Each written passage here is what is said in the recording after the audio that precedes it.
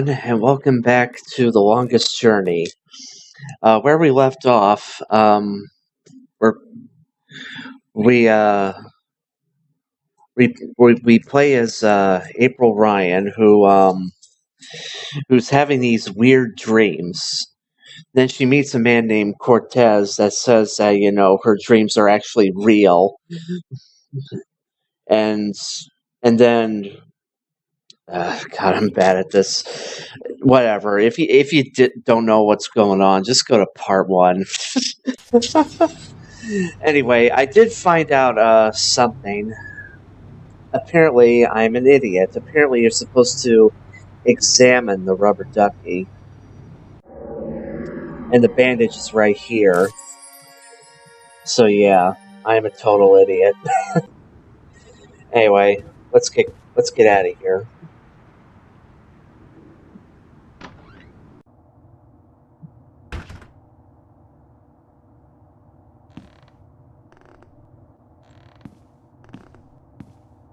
Big surprise. Oh, I'm still here. Let's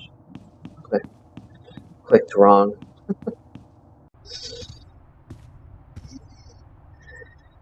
Oh yeah.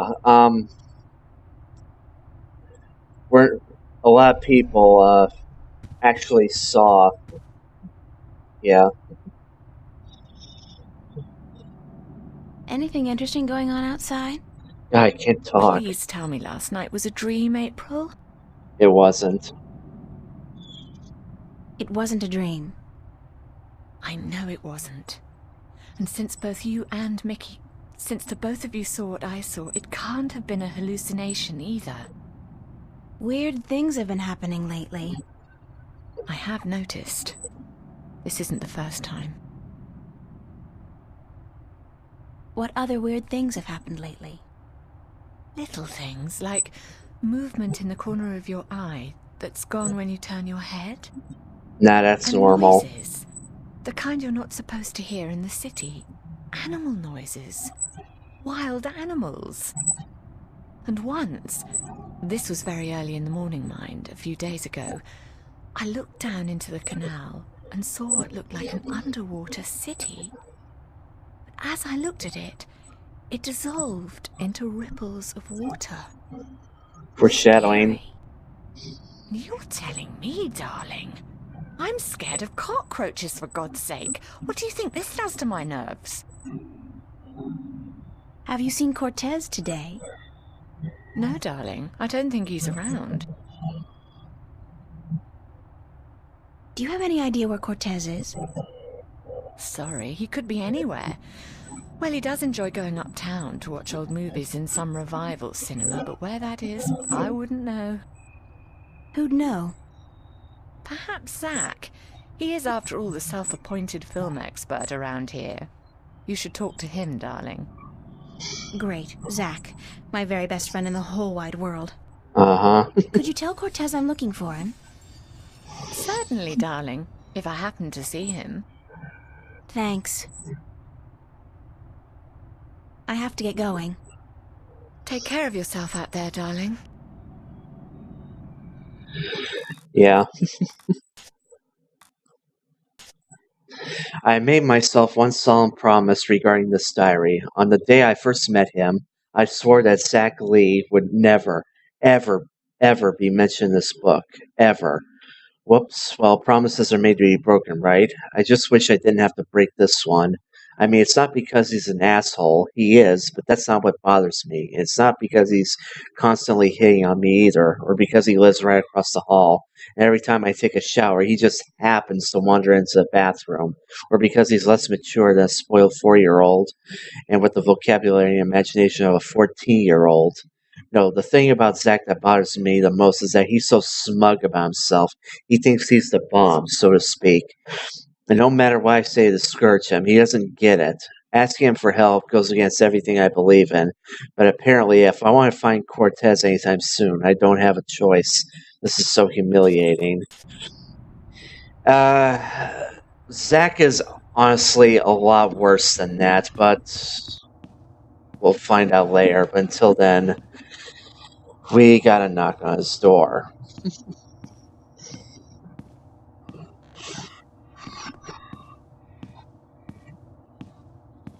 I never imagined I'd be doing this in a million years.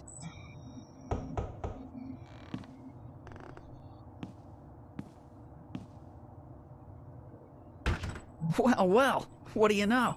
The princess comes knocking after all.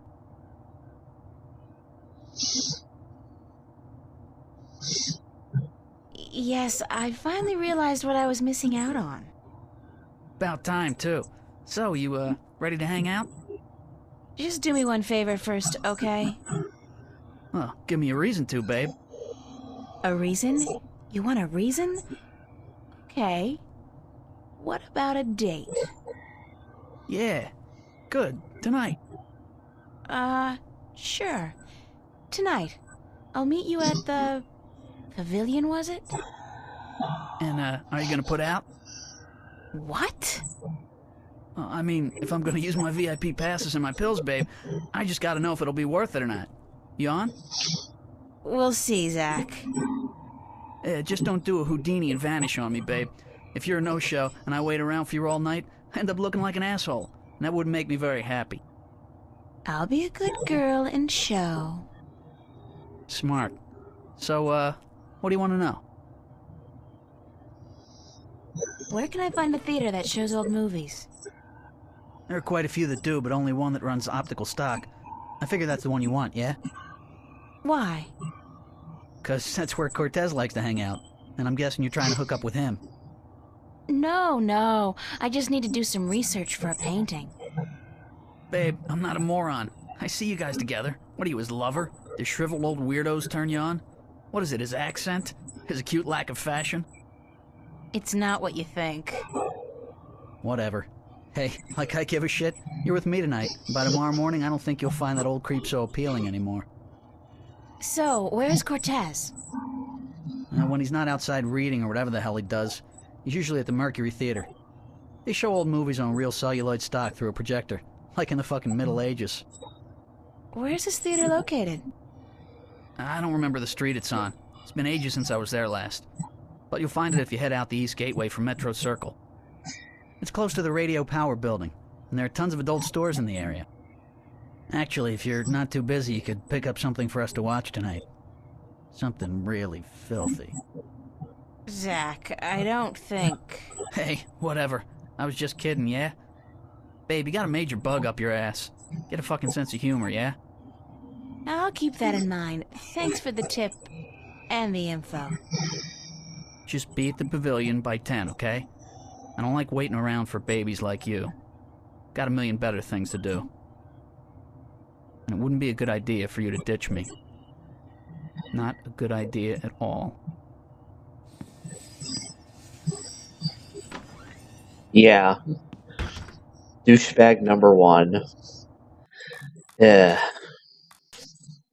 According to Zach, I can find Cortez uptown, right off Metro Circle, at a movie theater called Mercury Theater. Even I know that's an Orson Welles reference. It makes sense because I remember him saying something about old movies yesterday morning. I'll have to catch the subway to get there. Oh, I can't wait. I so love Metro Circle. The prostitutes, the drug dealers, the decomposing garbage, the tourists. Oh, yeah, sweet. Note to self, next time you promise to go on a date with Zach Lee, bring somebody along to put a bullet through your head. Like, duh.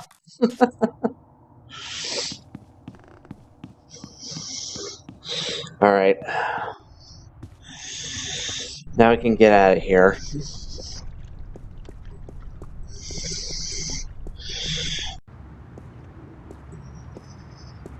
Okay, before we head off to the subway, we're going to go into the cafe.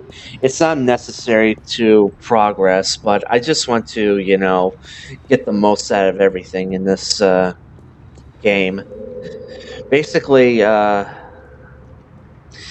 okay, like I said before in the last video, you have a choice on whether to, go back to the border house and, watch a movie with Fiona and Mickey, or you could, ask...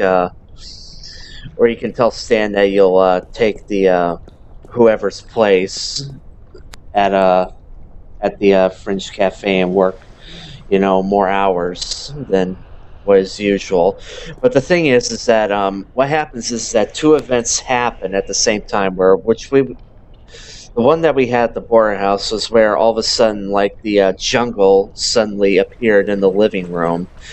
But something also happened in the French Cafe as well, if you'd chosen that thing. But if you totally missed it, you can ask Charlie what happened, I'm glad which you're we're gonna here. do. I need somebody to talk to. Yeah? Me too. What's going on? Weird stuff has been happening to me. Doesn't it always? Not like this. I was convinced they were hallucinations, after effects of my dreams. But yesterday and last night? Last night? That's incredible. Me too. What happened? You haven't heard anything about what happened here last night? No, tell me. Around 11 last night, I was working the bar and, well, I couldn't see how it started, but the music suddenly changed, and the place went dead quiet. I walked over to the far end of the bar. Something, it wasn't human, definitely not like any human I've ever seen, just appeared out of the thin air where the jukebox is, playing an instrument. At first, it didn't seem to notice anyone. Everyone stood there watching it, dead silent. Then it looked up, and then it just disappeared. Everyone was staring at the jukebox and then at each other. And then things just went back to normal. It was as if they all chose to block it out. It was scary, girl. I couldn't get the image of that creature out of my mind. And the look on its face. It was real, that's for sure. As real as you and me, but different. Now I want to hear your story, April. What happened? This is gonna be hard to believe, but it's true, I swear to you. Of course I'll believe you, girl. Last night, I came home, and Mickey and Fiona were watching the screen, so I joined them. We watched a documentary about the rainforest, and... What happened? the room turned into a jungle. Are you serious? No, I'm lying to you. Of course I'm sure. I was there, Fiona was there, Mickey. We all saw the same thing, a jungle, only for a split second. Then it was gone, just like that. And it wasn't like a hologram. It was more real than that. It smelled right. The air was thick and humid and it didn't feel synthetic like those shows they have. It felt real. The worst part was, it looked familiar, like something from a dream. I recognized the place and I recognized the emotions I had being there. From where? Like I said, from dreams and from experiences I've had these past few days. Strange stuff, scary stuff, but I'd rather not talk about those experiences now. I understand. Wow. Heavy. It's amazing how similar our stories are. And it scares me because, have you considered the possibility you've been drugged, Charlie? Or subjected to some holographic experiment? You prefer that to the alternatives? That we're going crazy? Or that there's actually something going on? Something we can't understand. You think those alternatives are better? I can't tell you, April. All I know is the experience was as real to me as yours was to you.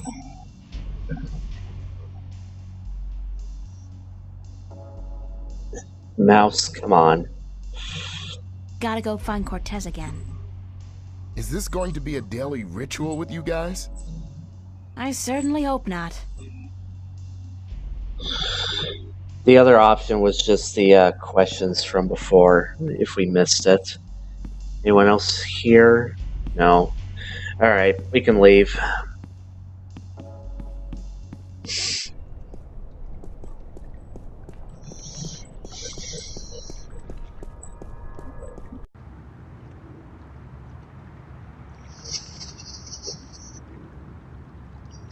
I wish it was like in Brave Runner, where if you double click so many times, the character would run faster.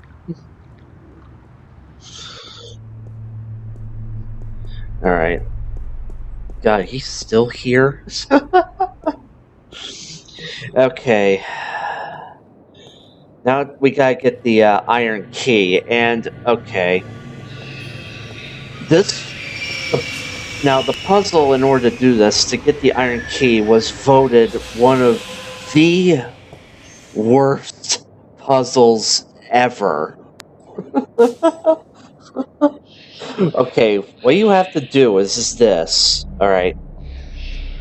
You blow on the rubber ducky. And quickly, before it goes out, put the band-aid back on it. I think. Wait, it's not working. Oh no, you put the clamp on the rubber ducky. And then the clothesline on it. And I still think you put this on that. Okay. Then you take this contraption and you use it on the key. When I was a wee lass, I tried fishing a couple of times in the pond behind my house, but I never caught anything. I hope my luck's improved. Like, how the hell does this even work? Who the hell thought of this? That's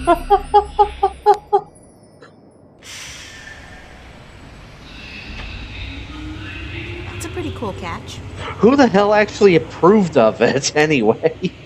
But anyway, yeah, we now got an iron key, which we're not going to use in this chapter, but in a future chapter.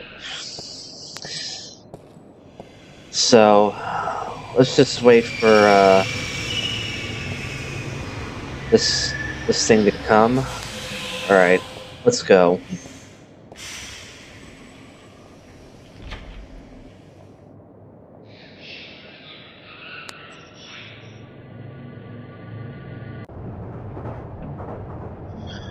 Alright. Now we can head to Metro Circle.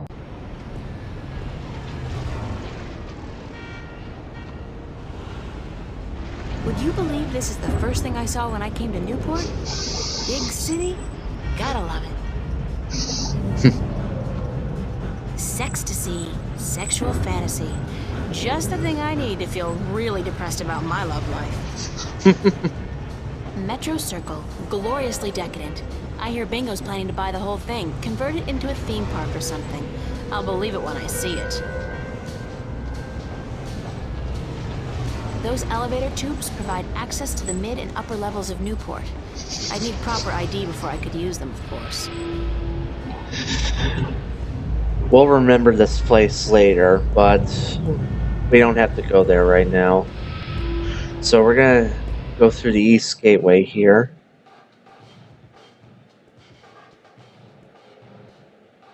This guy's the reason they invented the phrase, hitting the bottle. And he's hitting it hard. Well, at least he's not doing Amethyst. Yeah. Priorities, after all.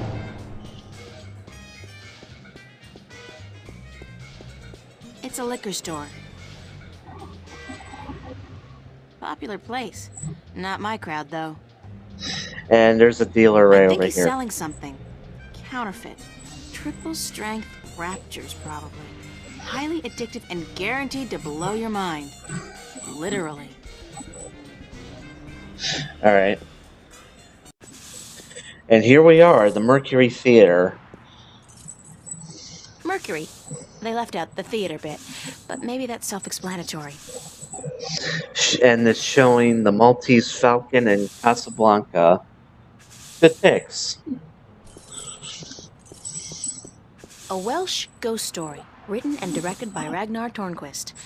I saw that. It's a classic.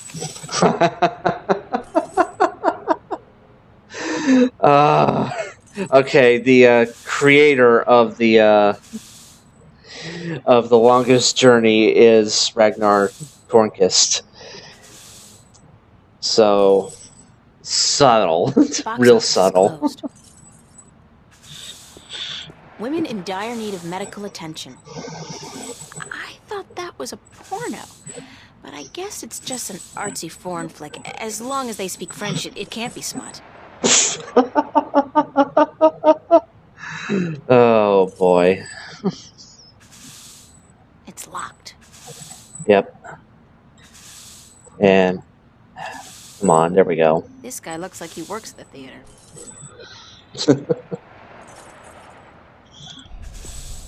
I got clicked multiple times because for some reason, I don't know.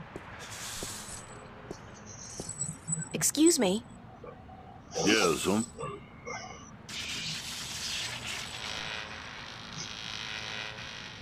Oh, geez. Hold on there 1 second, lady. Dang marquee, light up!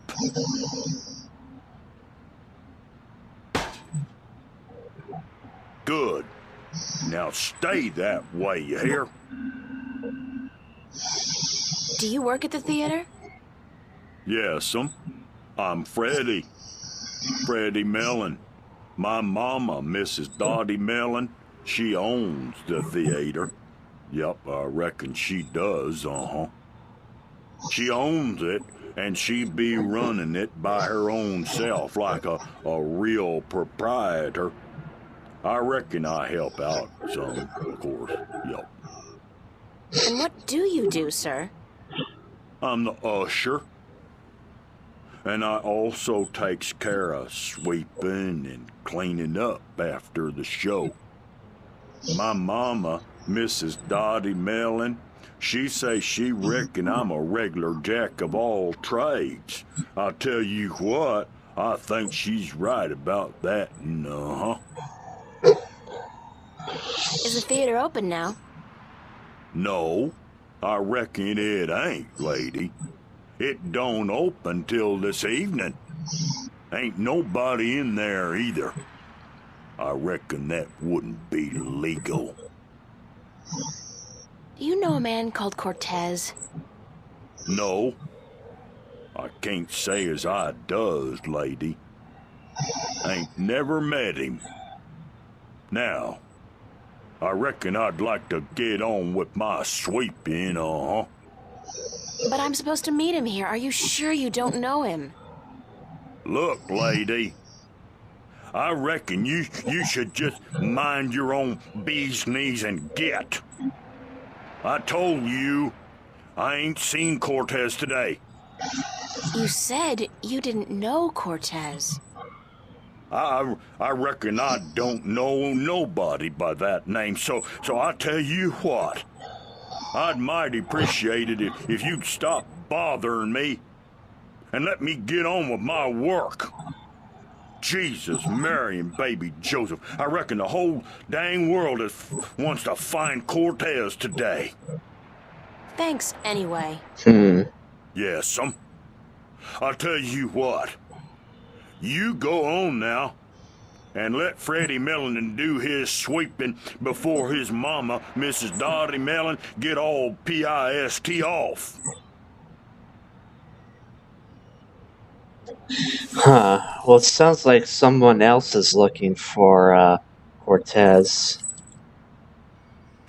Just trash. Yep, just trash. Hi there. Having fun? Didn't your mother teach you not to talk to strangers? Yeah, she did. Then what are you doing here? Get lost. Are you on the job? On the job? What do you mean, on the job? You know, an assignment, stakeout, undercover operation. I suggest you get the hell out of here now, man, before things get ugly. Was that a threat? Are you threatening me? Yes, I am.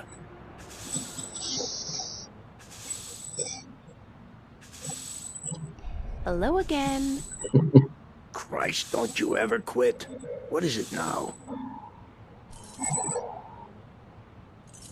Don't you get tired of hanging around here all day long?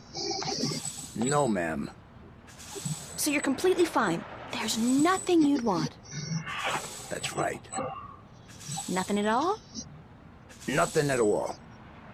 Not even a bite to eat? Just had a full lunch, ma'am. Thanks for asking.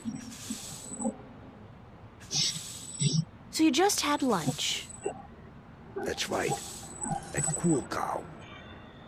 What did you have? A triple whammy cow patty with a side order of grease onions and a large bingo cola. No ice. What about fries? And a double order of cheese and fried taters, yeah. Tastiest damn fries you're ever likely to find, soaking in melted goat cheese. And you had this when? About an hour ago. And you don't feel, the urge to go?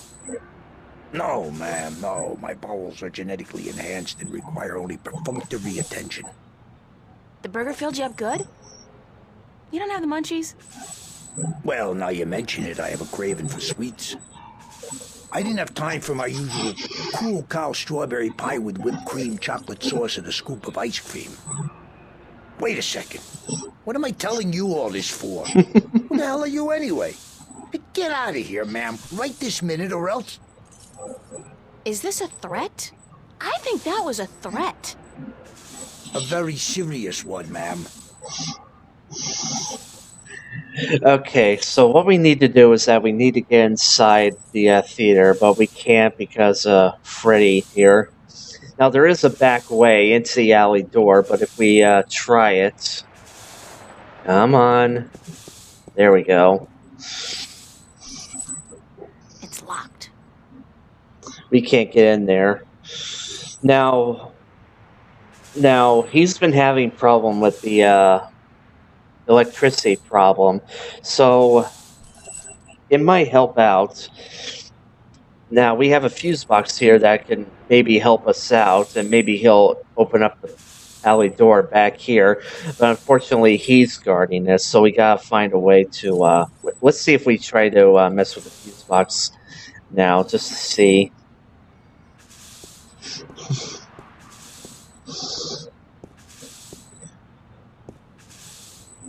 Oh, come on. Alright, come on.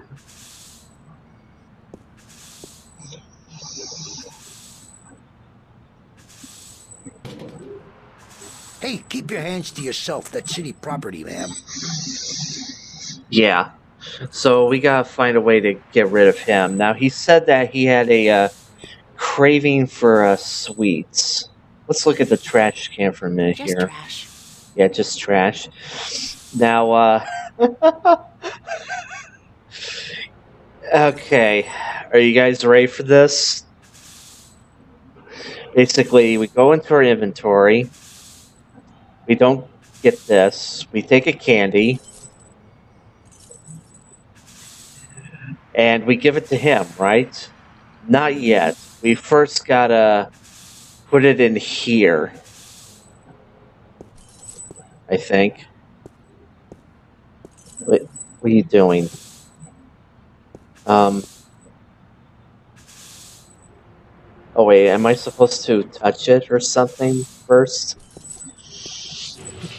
Oh yeah. I was supposed Lady, to move. don't you keep playing with that thing now, you hear? Leave it be. But yeah. There's this ooze here. Ooze. Yep. Touch it.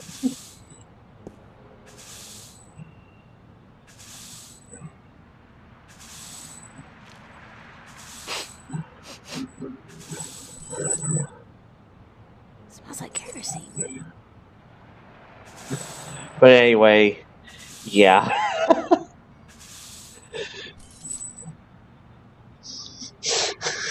We got to put it in the ooze, and then we got to give it to him. Yep. Poison tainted candy to the detective. Do you like a candy? Hey, yeah, that'll hit the spot. What the hell? That taste... sickening. I feel kinda... Christ.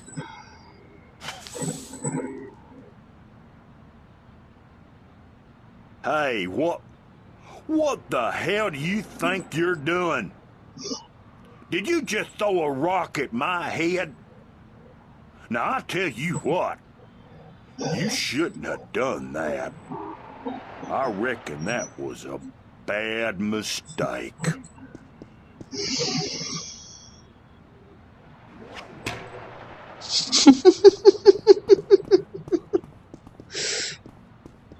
This game, man.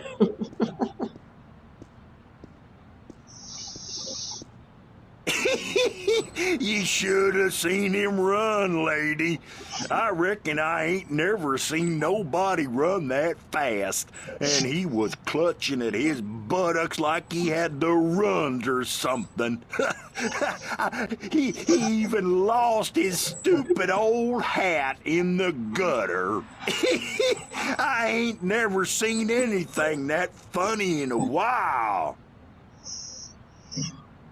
Alright, we're gonna need that hat, so we're gonna go and get it. And there it is. It's that detective guy's hat. He must have lost it running away from Freddie Mellon. Just run over there and pick it up.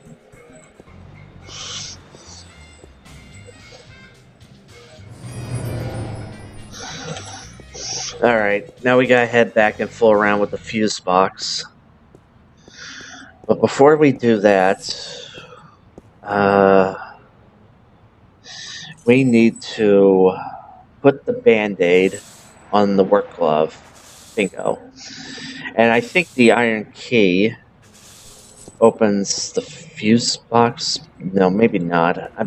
I'm probably thinking of two different puzzles at once. Okay, open her up.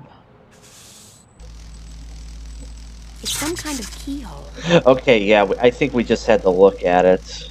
Alright. Yep.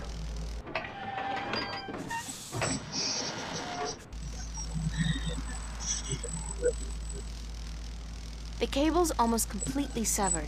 It would probably be easy to pull it out, provided I have some kind of protection against the electricity. And that's where the rubber glove comes in. Well, let's take a look. It's a switch. I'd venture a guess and say it has something to do with switching the power on and off. The heat's caused this one to melt. I don't think it works anymore. So yeah, take the work glove.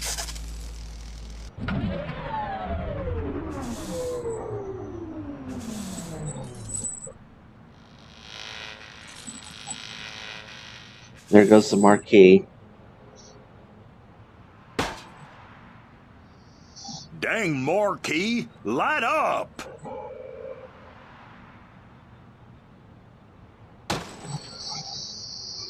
Hell, it gone dead on me now. I'm going to have to fix that sign proper this time round, I just need me a ladder and some tools from the basement.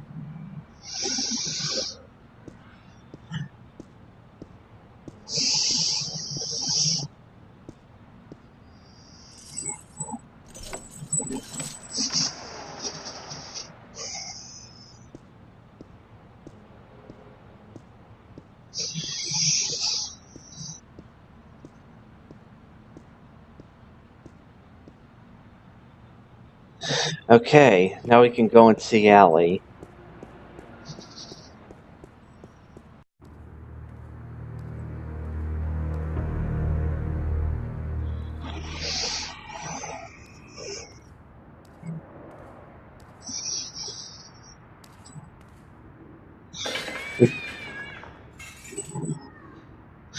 There's always a cat in the city alleys.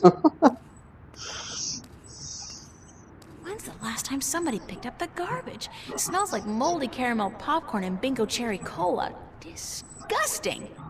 It's a mountain of garbage.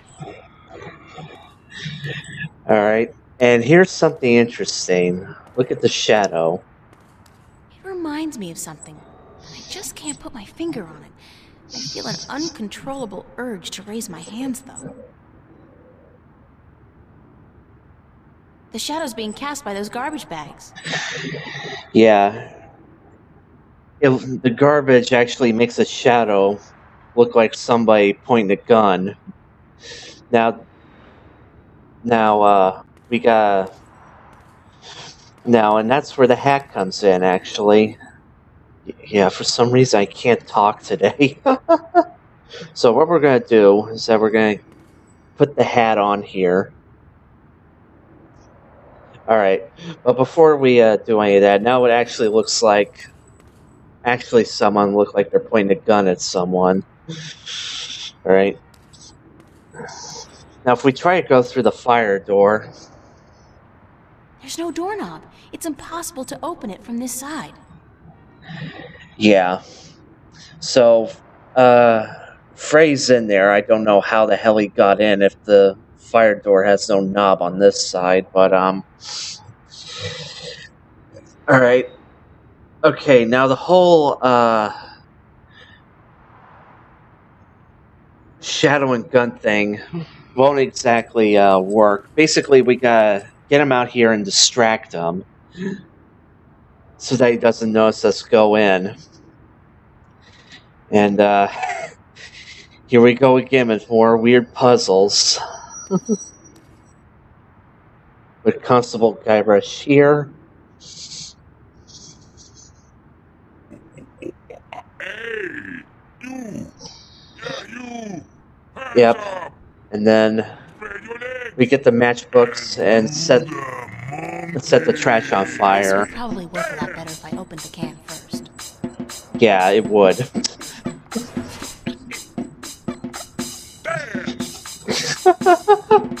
It's okay. If you think it's silly now, it's gonna get even sillier in a moment.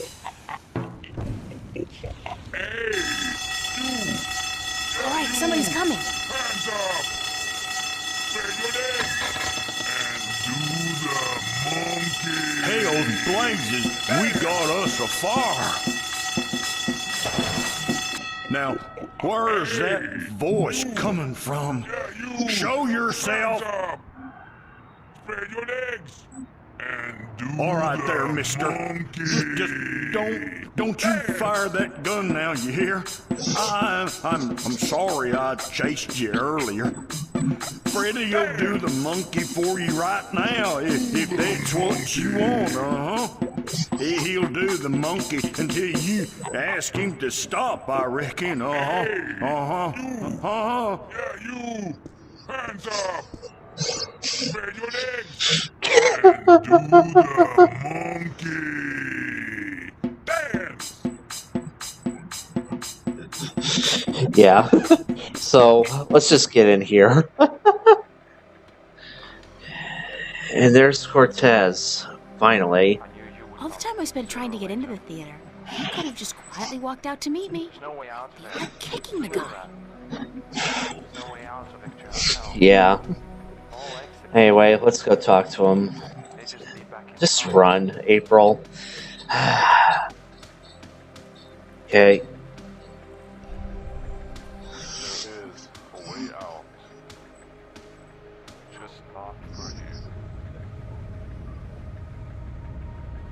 You have no idea what I went through to find you.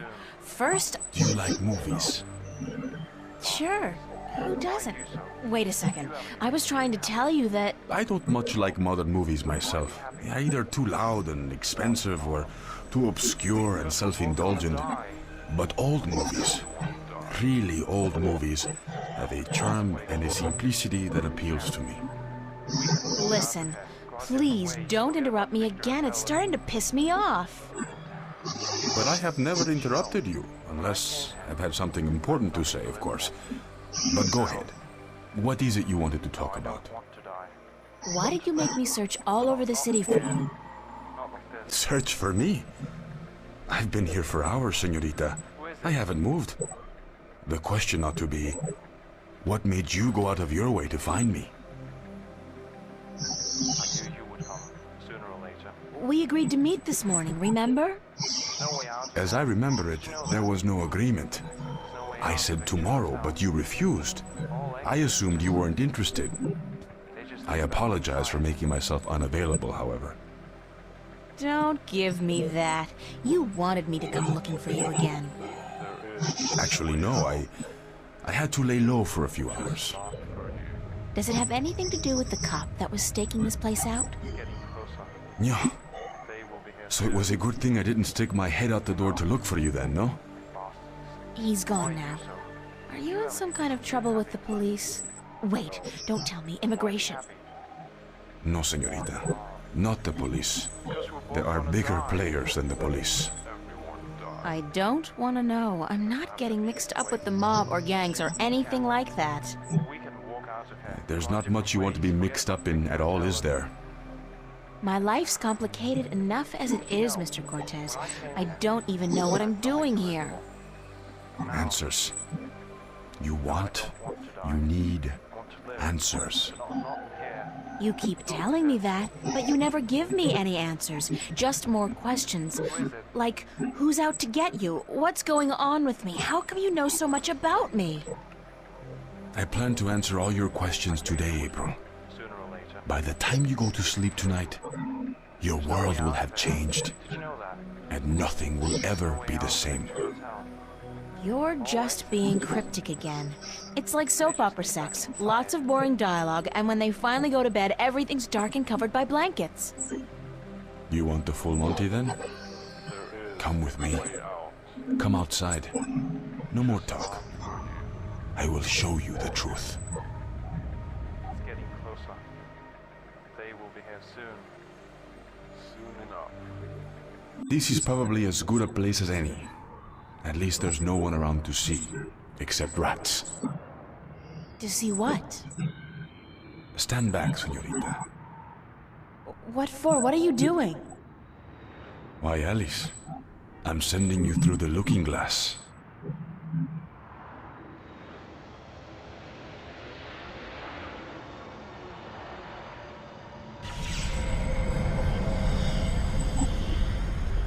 What? What is that? Please tell me it's a hologram. It's a mirror to reflect your dreams. I don't see anything, just light. Oh, you have to step through.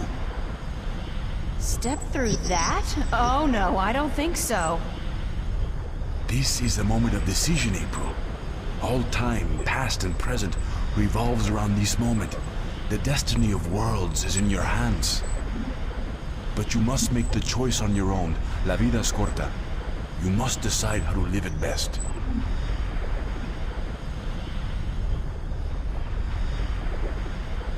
Hang on. I'm not sure what I should do. I understand. It's a difficult decision, because whatever you do, your life will change forever. So take your time. Think about it. Don't rush into a decision you're not ready to make.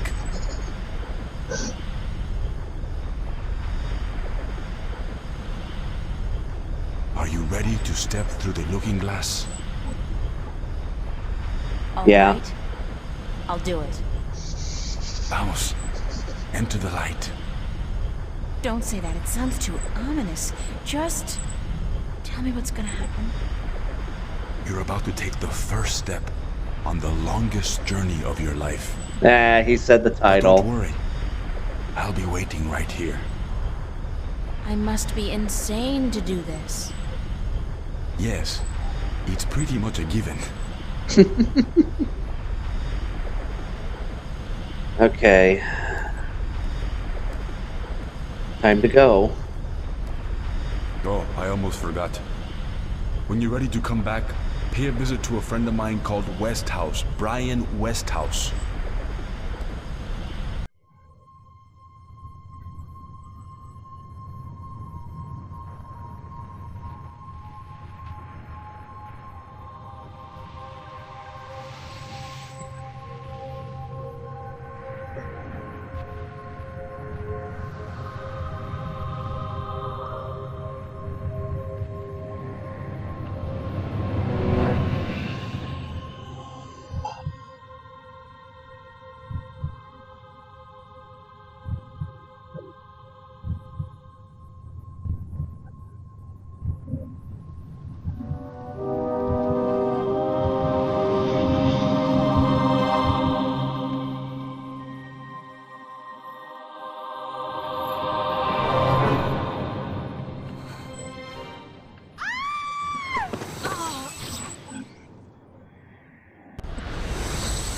Vaya con Dios, child, and may the balance protect you.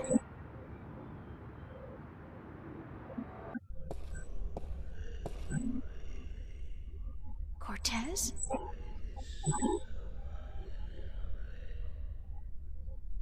Cortez!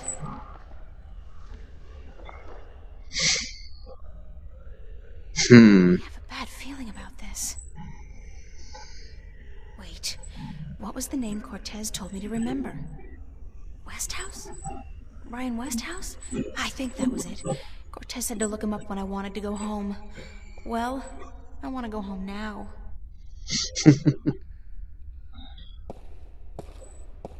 Interesting.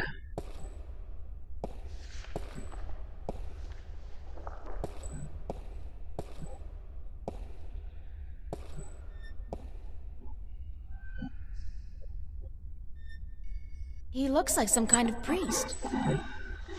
Quaint, and they go with the general decor of the place. Enormous satin drapes. The doors are closed. Obviously. Hello?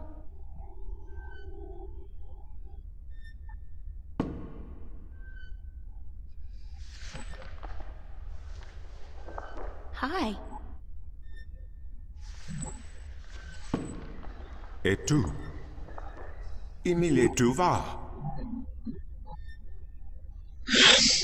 Now, what we need to do here is that we can't understand his language at first, but what we can do is that, okay, the parts where it's just emotions, basically the red text here, basically if we do that enough times, eventually he'll start speaking English. So for right now, what we're going to do is that we're going to pretend to be the idiot and just... Do you speak English?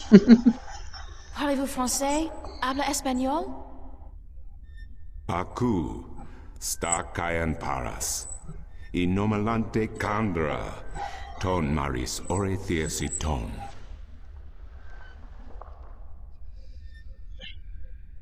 Alright, so just to get it over with. Aku tu fata. Sequandare. Ken estare. Ton. Aku kandi. Good. Niranton al voce. Sank al coda magic. Torante. Salhe. Naven. All tongue. Okay, we're getting closer. We identified at least 2 or 3 words out of that. Al orta I beginning. Parasimtin you. You have Tiesa I magic I Sara. I the knowledge. Aritua ya I tue by generations e umani. Knowledge of all tongue. Now the thing is that if you actually start talking, you'll fuck it up and you gotta start all over from the beginning again. Now you have allowed the magic to enter your heart, and the knowledge of all tongue, ever present but dormant, to guide your ears and your tongue. There we go. I understand you. You speak English? Why didn't you just tell me straight away? No, child. I do not speak English. I speak Naven, all tongue, the common language of Arcadia.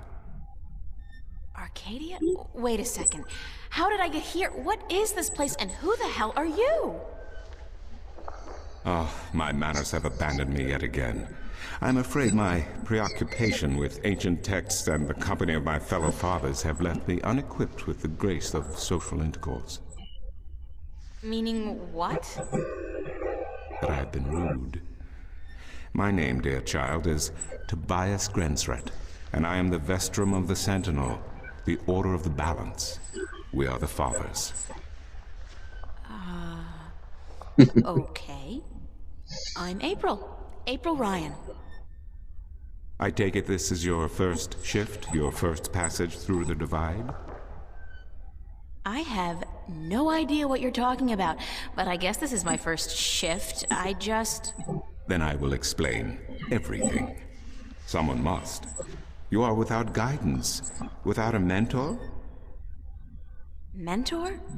There's this guy Cortez. He assisted me, told me about magic and truth and dreams and portals. Crazy stuff. Well, it seemed crazy at the time, although now I don't. Cortez? Ah, yes, Cortez. Very good, very good. Then come, let us proceed. Let me show you Mercuria, the grandest city of all ages.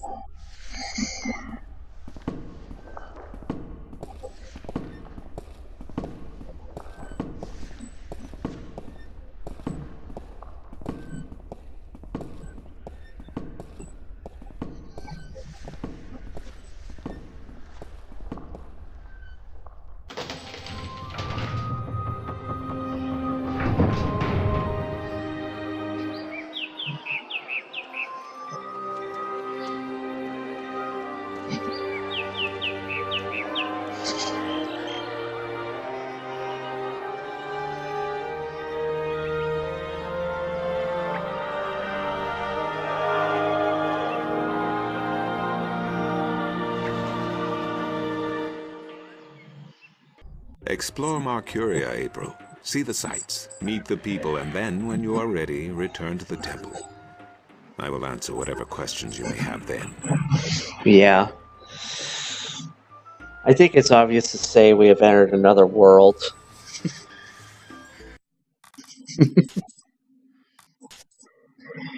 In Arcadia, is it still Saturday? Do they even have Saturdays here?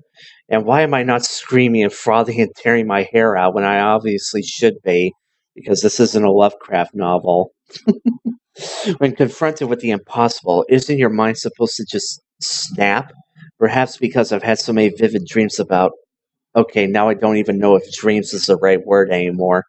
Visions, perhaps, or even better, premonitions. That's in keeping with the theme of this place. Magic. Oh yeah, magic. Apparently I'm simply supposed to accept without question that magic does exist, which is impossible. But clearly not impossible enough, because here, there is magic, wherever here is. I've written more on the next page. Still, in the face of all this strangeness, I feel normal for some weird, inexplicable reason. And even though I've still to wrap my head around the concept, I accept this place. It feels comfortingly familiar in a distant, hazy way, even though I want to go home, like right now. I'm not panicking, not at all, just a little bit. Oh, I should write that name down before I forget it. Brian Westhouse. That's the last thing Cortez told me, to visit Brian Westhouse whenever I wanted to go home. Well, first off, we gotta figure out how to get back home. I'll save it right here. I'll be right back. I gotta take a bathroom break. Sorry. Be right back in a moment. Back to the longest journey. Okay, I'm back. Alright, folks, you ready for some heavy backstory about what's going on? Now, I think this is entirely optional. I'm not quite sure, but... Nah, I think it's important because I remember we gotta get some clues for this guy in order to proceed. So, anyway, just sit back, relax, get some popcorn ready, make a sandwich, whatever, order pizza, and just sit back and watch. Tobias. Just call me Tobias, please. I require no ceremony from a distinguished guest such as yourself. Did you enjoy the sights? I don't know. I'm overwhelmed. Walking around out there, seeing with my own two eyes things that can't possibly exist. I kept thinking, it's all a dream. I'll wake up at any moment now and everything will return to normal. But then I realized, I'm still here. It's real. I can touch it. I can smell it. And you know what? It doesn't make sense. Nothing makes sense here. Magic, alien creatures, parallel worlds. I don't believe in those things. I don't believe in fairy tales. In your world, in Stark, there is no room for magic. That is, and always has been, the curse of science, the fallibility of logic and order. They leave no room for the imagination. If it does not fit into the narrow perception of the laws of nature that your world adheres to, it's a fairy tale. But then, magic has its downsides too. It's unpredictable. It invites chaos. It puts the balance in peril in a way that science alone never could. I keep hearing about the balance and about Stark and Arcadia and... This is probably going to sound strange to you, but I'm clueless. I have no idea what this place is or what I'm doing here or... All I know is that something strange is happening in my world, I guess. I had dreams, and the dreams felt so real, and then things started happening in real life too. Things that couldn't happen, and I think I will begin at the very beginning. I believe that is why you were sent here, to learn, to understand, to see for yourself. Like you said, you cannot believe in this place. Well, you will. After you have learned the truth, you will. Come with me, and I will tell you the story of Earth as your books never have. And when your eyes and ears are open to the truth, perhaps your mind will follow. We can only hope. Come.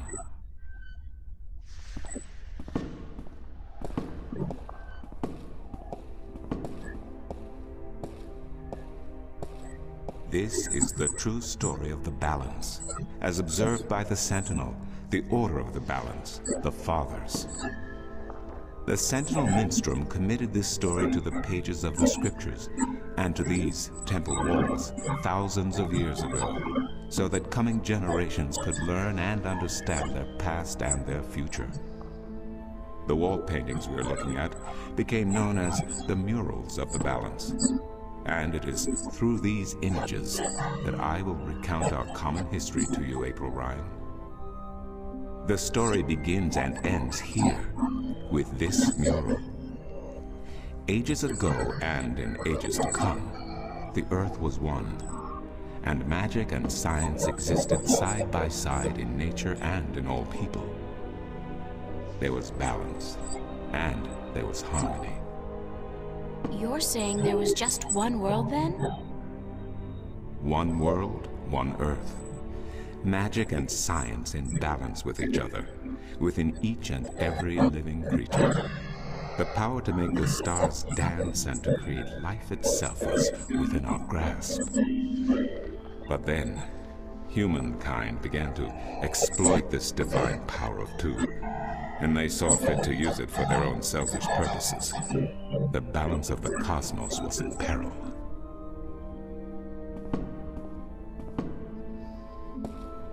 Unless something was done, unless man was humbled and learned to fear the power he wrought over cosmos, the twilight of chaos would fall upon Earth.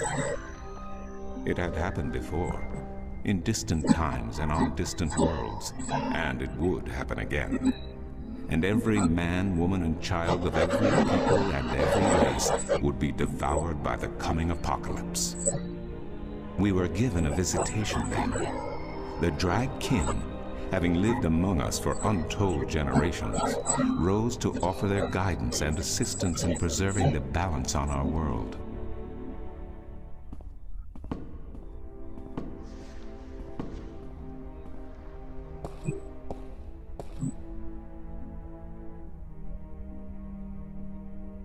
The Drag? I think I've heard that name before. Drag-kin, Draken, dragons, whichever name they go by, they remain the eternal servants and custodians of the balance.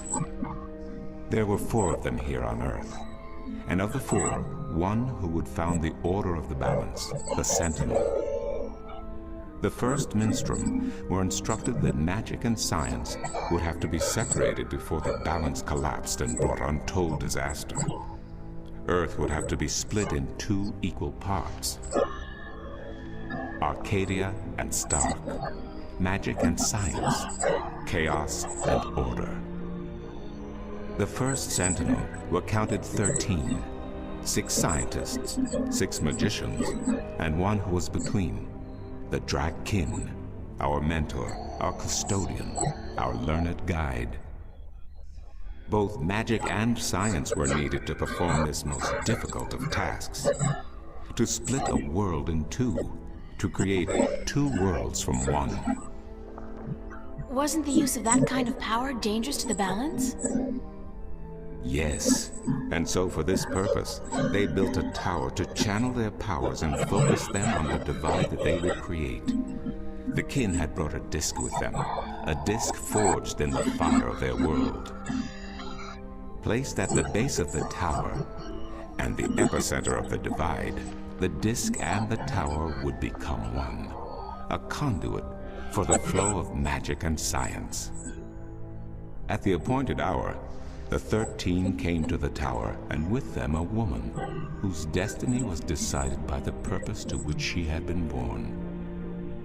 She would be the first guardian, the human protector of the balance, who would stay in the tower for 1,000 years to watch over the two worlds and to ensure that the flows of magic and science were always equal.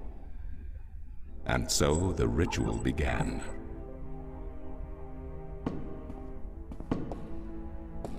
One world was to become two, separated by the balance, and each world visible to the other only by way of dreams. Who was ushered into which world was not an arbitrary choice, nor one taken lightly. For the magical creatures, the choice was simple. They had to go to Arcadia. Their kind would not survive in Stark. But for others, families were torn apart, lovers separated, and friends lost for all eternity. Encircled by the 12 and the one who would be guardian, the disc at the base of the tower began to spin faster and faster as more and more power flowed through it, until it was a blur. Darkness enveloped the tower, but the disc glowed brighter and brighter. Reality turned, and in one moment, a new reality had been created and 2 new worlds born. In the tower there was silence. The original disc had disappeared, and in its place was a smaller counterpart, a similar yet different disc. Around and outside the tower the world looked different. They were now between Stark and Arcadia, between reality and dream. This was the realm of the balance and of the guardian, and it would be her home for the next 1,000 years. The one who was kin picked up the disc and said, "This disc is a counterpart to the original disc, which has now become this realm, and the key to which has been split and divided in 4. The key is the disc, and the disc is this realm." This mystified the 12, and the one who was kin continued, "Know only this. The Guardian's realm cannot be broken unless the disc is broken. But nor can it be repaired without the disc being repaired. The 4 pieces, that is the key, will be given to the 6 of you who are to be taken to Arcadia for safekeeping. Yet the key will never be complete," he went on, "without the precious stones that adorn each piece. I will keep 1, and my fellow kin the 3 others. Should the day come when this realm must be repaired, or the worlds reunited, and that day will come, you will assemble the disc, and the kin will come together one last time." With that, 6 of the 13 went to Arcadia, and 6 to Stark, and the one who would be guardian ascended to the throne. Witness the mural, where her dreams and hopes, her very soul, were locked away in the disc. In service of the balance, these traits were nothing but barriers. Through new eyes, the imbalance between the worlds was as clear as the stars themselves to the guardian, and with one thought, she channeled chaos from Arcadia and logic from Stark into the disc, and redistributed the power wherever it was needed. A new era had begun, the era of the Guardian. After they left the tower, 2 of the Drakkin went to Stark, the other 2 to Arcadia. The 6 who came to each world started what is now known as the Sentinel, the Order of the Balance. But while in Arcadia the Sentinel thrived, in Stark they did not. In Stark, the memories of magic and the balance could not survive in the face of the new reality of natural laws, of logic, and of science. And soon, very soon, Arcadia became nothing more than legend, a myth, tales of fairies to recount to impressionable children, and stories to frighten and entertain around a fire. And while dreams still brought sights and sounds of Arcadia to those asleep in Stark, they were discounted as mere dreams and nothing more. So that's it? We forgot about our past and about Arcadia? And that's the way things are? Then what's wrong with that? And why does magic from Arcadia seem to have begun leaking through to Stark? That is another long story. But I can tell that you are tired of stories, and so I shall be brief. As I told you, while in Arcadia, the Sentinel grew in numbers and in strength. In Stark, while flourishing for a brief time, they were soon diminished and powerless. Some of the Stark Sentinel did not take kindly to this, and they berated the Arcadian Sentinel for their politics and teachings. The Stark Sentinel wanted people to work towards reunification, while their brothers did not. So the inevitable soon came to pass, and the Stark Sentinel parted ways with their Arcadian brothers, and named themselves the Vanguard. And while at first their philosophy was not so different from ours, over the years it changed radically. The Vanguard wanted the divide torn down, the worlds reunited, and the return to what they called the Glorious Ages, when humankind could control the forces of cosmos. But first they needed their own servant in charge of the balance, their own guardian. Now, every 1,000 years, a new guardian took the place of the old one, because no one can be separated from their souls for any longer than 1,000 years. Every 1,000 years, a new guardian was born. The balance provided the seed from which a new fruit grew. But now, it has been 200 years since the previous guardian, the 12th guardian, was to be replaced. Every new child born to the balance has been taken away by the Vanguard, to be studied in an attempt to control them. In every instance so far they have failed. But the 12th Guardian could wait no longer. Only a short time ago the disk in the tower shattered, and the Guardian left his throne.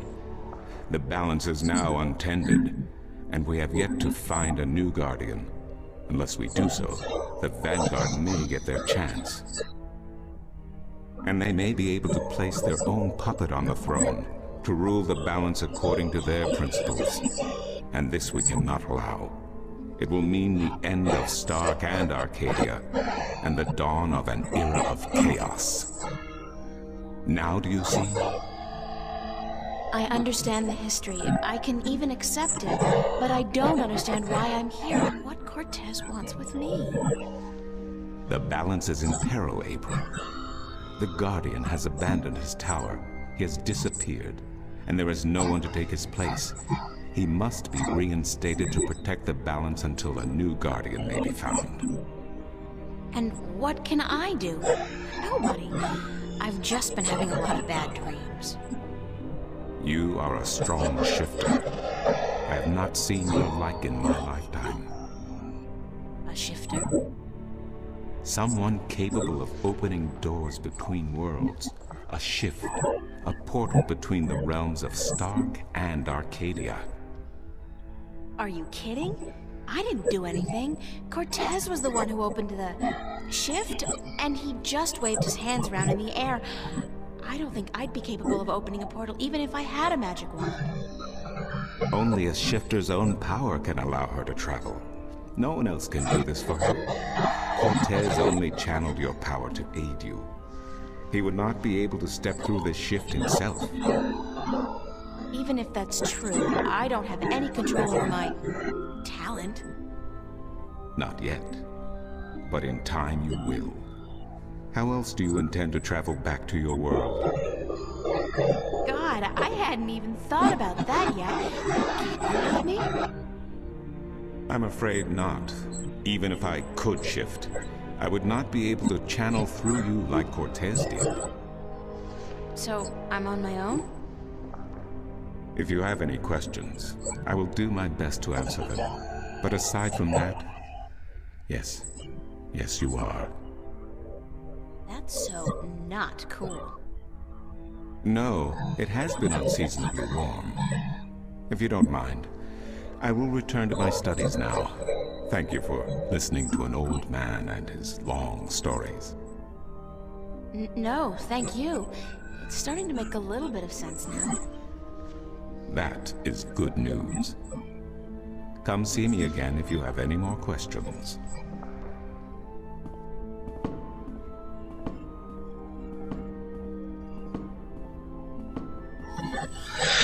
Well, at least we know just what the hell is going on.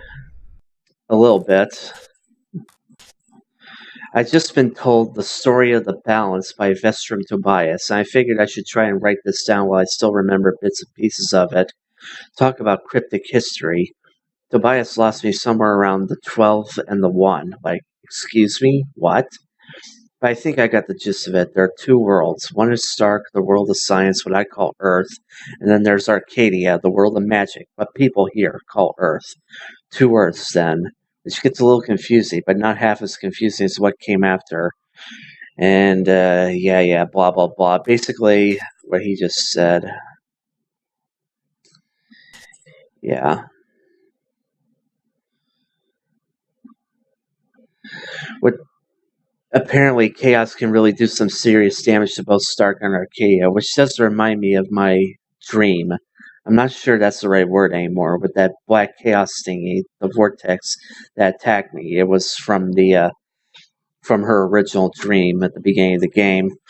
It's probably a sign what's going to happen if somebody doesn't do something to save the balance. And I'm sensing this coming on, because that's how it always goes in these things. That somebody is me, because apparently I'm a strong shifter. Somebody has to find the Guardian, get him back in the tower to save the balance, and then do something about the Vanguard, get them to see that they're screwing with things they shouldn't be screwing with. Hey, easy, I can do that kind of stuff before breakfast. Okay. Now, we still need to talk to Tobias more, because we still gotta figure out where Brian Westhouse is. Excuse me.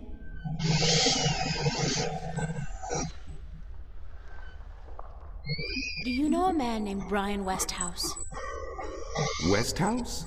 That old goat? Yes, unfortunately. What would you with him? I need to find him. I do not know where he lives. I hear somewhere on the outskirts of the city by the sea, but I cannot tell you any more than that. Who'd know about Westhouse? His whereabouts? I do not understand what you would with him. He is rude, uncultured, and ignorant. Cortez told me to look him up. Well, I do not know where he lives or frequents, but someone at the market may. He trades merchandise there, and I think he collects maps of the Northlands.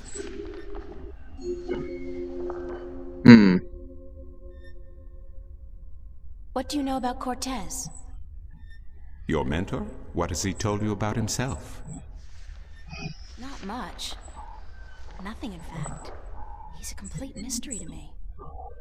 To learn something about someone, the best way to go about it is to ask them yourself. There is nothing I can do to enlighten you. But who is he? He is who he is, what he is. If he has not told you himself, then perhaps he does not wish you to know. It would be improper for me to divulge his secrets. You're as bad as he is. No offense. It's just frustrating. I understand. The next time you see him, tell him what you have told me. Maybe he will tell you the truth, maybe he will not. It is his choice to make. Do you mind if I ask you some questions about Arcadia? I will try my best to answer any question you may have, April. What's the history of Arcadia? There is so much I do not know where to begin. In truth, it would be wiser to ask someone else, unless you wish to know about the Fathers, the Balance, or Mudhoppers.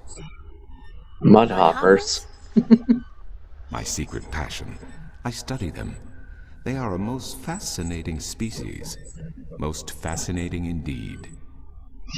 But I am not practically versed in the intricacies of history, I'm sorry to say.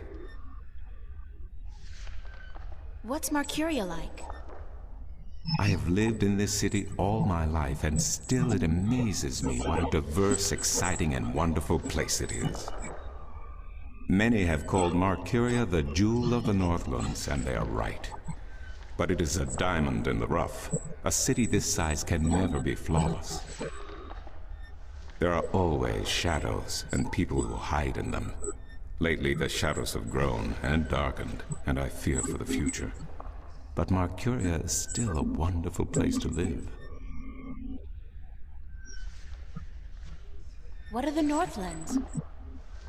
The Northlands is a collective term for all the lands north of the Great Sea, and south of the border mountains including Ivory, Tyran, and Khorasan.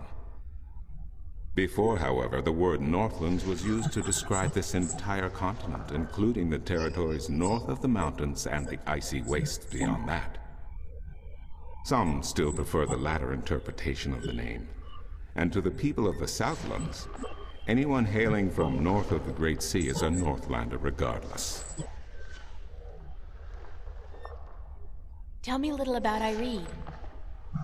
Ivory means both unification and assembly in High Tongue, and many still call Ivory the unified country, even though it is an age and a half since the lands of the north joined together in alliance.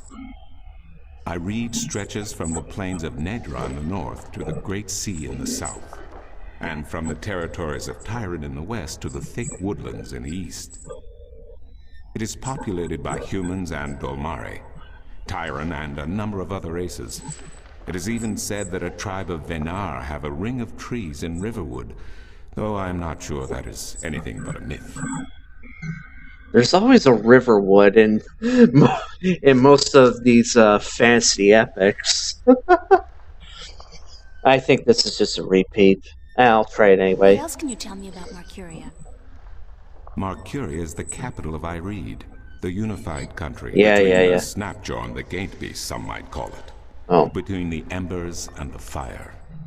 Maybe not. Yet democracy and peace have reigned for thousands of years now, and although relations may at times be strained with our tyrant neighbors, the High Council are masters of diplomacy. And Lord Igvandelen is a firm and just chief counselor of the Iredan flag. Thanks for the information. I'm glad I could assist you. How am I supposed to get back to Stark? The only way to get back is through a shift. You are a shifter, April, and the power to travel between worlds is within you. It might be within me, but it doesn't look like it's coming out anytime soon. I wish I could help you, but I cannot. You must find the path on your own. Alright, I'll see you later. we're done here. You will? If you say so, then it must be true.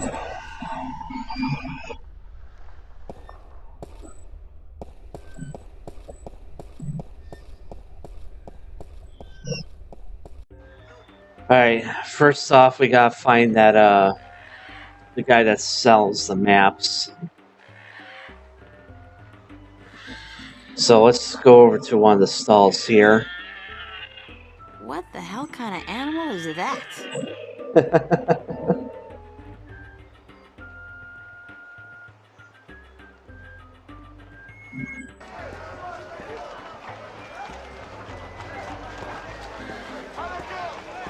What a sorry-looking bird. Hey, you don't look too polished yourself, lady. Oops, I didn't know you could talk. Didn't look as if you could talk either.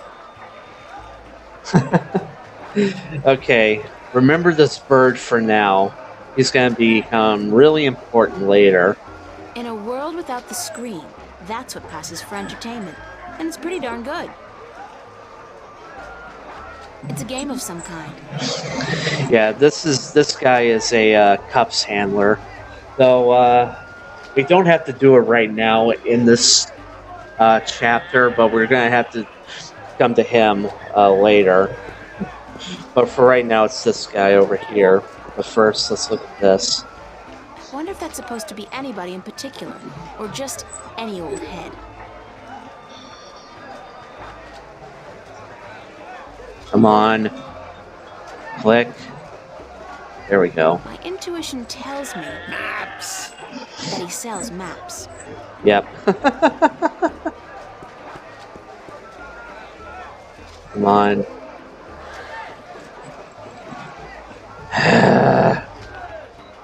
I wish the mouse problem in this game was fixed. Okay. Come on. Come on. Maybe if I examine something, it would reset it. It's a game of some kind. Yeah.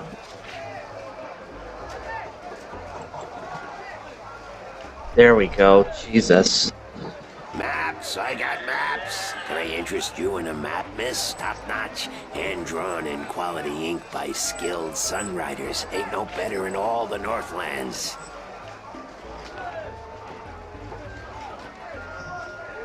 I'm looking for Brian Westhouse.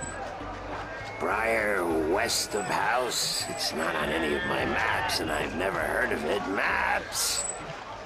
It's a man, not a place. Mr. Brian Westhouse.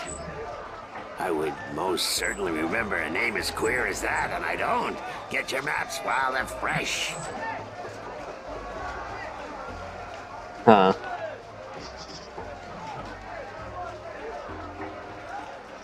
How much are your maps? That depends, miss. I got a very nice one here of the Border Mountains for only 6. Aaron's fresh from the quill of a sunrider. Maps, get your maps here. Do you sell maps of the city? Can't help you there, miss. The Guild of Tourism has monopoly on city maps. I can tell you're not from around here, or you'd know that. Got tons of maps of all the Northlands, though, from the city of Tyron to the Bay of Fire. Maps! Where can I find the Guild of Tourism? They're closed for the holidays. Sure, that makes sense. Mind if I ask you a couple of questions? Yes, maps!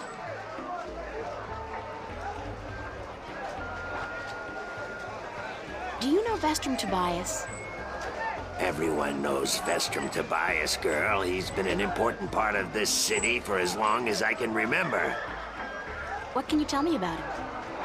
The Vestrum is an honorable man, but a conservative one, and I don't know if he still has the best interests of the people at heart.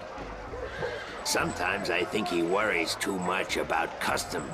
The Sentinel have been our so-called protectors and keepers of the balance for so long, we don't even think of it anymore.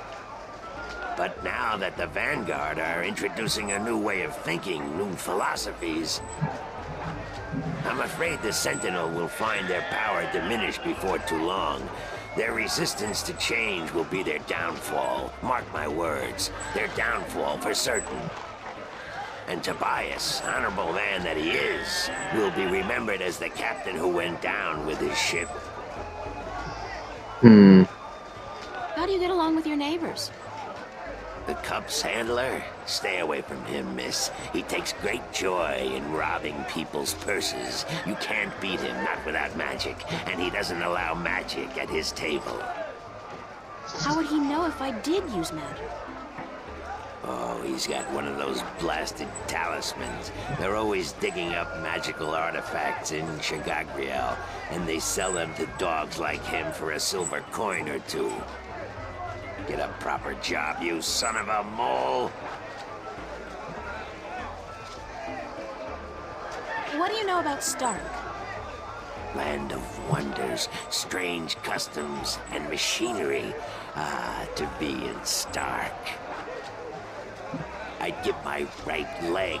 Well, perhaps not my right leg as such. You really need two sturdy legs to stand on in this business, or you'll find yourself... yes, a grand place indeed, free of this blasted, chaotic, unpredictable magic. It does no good to anyone. Now, machines built by man, controlled by man, in servitude of man. That's the future, isn't it? Yes, the Vanguard may be a little unorthodox in their methods and teachings, but they're right about one thing. Stark and Arcadia belong together, not apart. What's Arcadia like? What can I say about a whole world, girl? It's a beautiful place for sure, but we're stuck in the past. We don't look ahead, not like our cousins in Stark. Magic is all well and good, but it won't bring our world into the modern age, and Arcadia is untamed. It's wild and unpredictable. Good for the map business, sure, but not so good for productivity and expansion. Oh, some people may consider our world a paradise.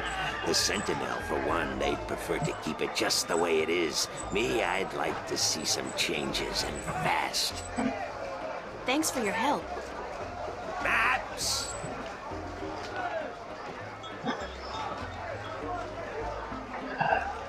Huh. I think I'm missing something. Fair enough, miss, but don't expect me to come running to your aid if you ever get lost in Riverwood. Without my maps, you'll probably end up a mole's dinner or worse. Maps! I think I might be missing something. Here, let me go back to Tobias. Maybe he'll clue me in on something I'm missing. Because something was supposed to happen that apparently didn't happen. Let me talk to him again, see if something new comes up. Excuse me.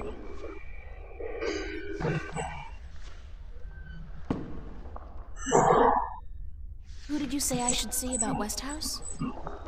The map merchant at the market may know. There is one thing I must tell you, however. Here we go. You would know Westhouse by his real name. This is why I missed. In the city, he is known as the Rolling Man because of his strange two-wheeled vehicle. A most dreadful and dangerous contraption if I ever saw one. A bicycle? Perhaps. It has a grotesque appearance, much like the Westhouse himself. Yeah, I totally missed out on that. But yeah. See you later. You keep telling me so, and I do believe you. You know, honestly, I would think that, Arcadia would approve of a bicycle. I mean, it's better than the alternative.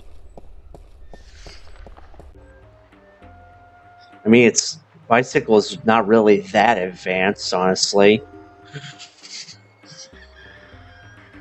But anyway, yeah. The Rolling Man. Alright, talk to him again. Maps! Yeah, maps. Can you tell me where the Rolling Man lives? Maybe, maybe not. Why? Because I need to find him. Sorry, guild rules. I'm not allowed to divulge any personal information about my customers. Maps! I really need to know where the Rolling Man lives. Sorry, can't do. Please? Pretty please? No, young lady. Don't give me that doe-eyed look. Don't. Blasted be the balance. You're giving me that doe-eyed look, aren't you? I still can't tell you, though. I got maps. Please tell me where the Rolling Man lives. No, can't do, miss. I can't divulge personal information about my customers.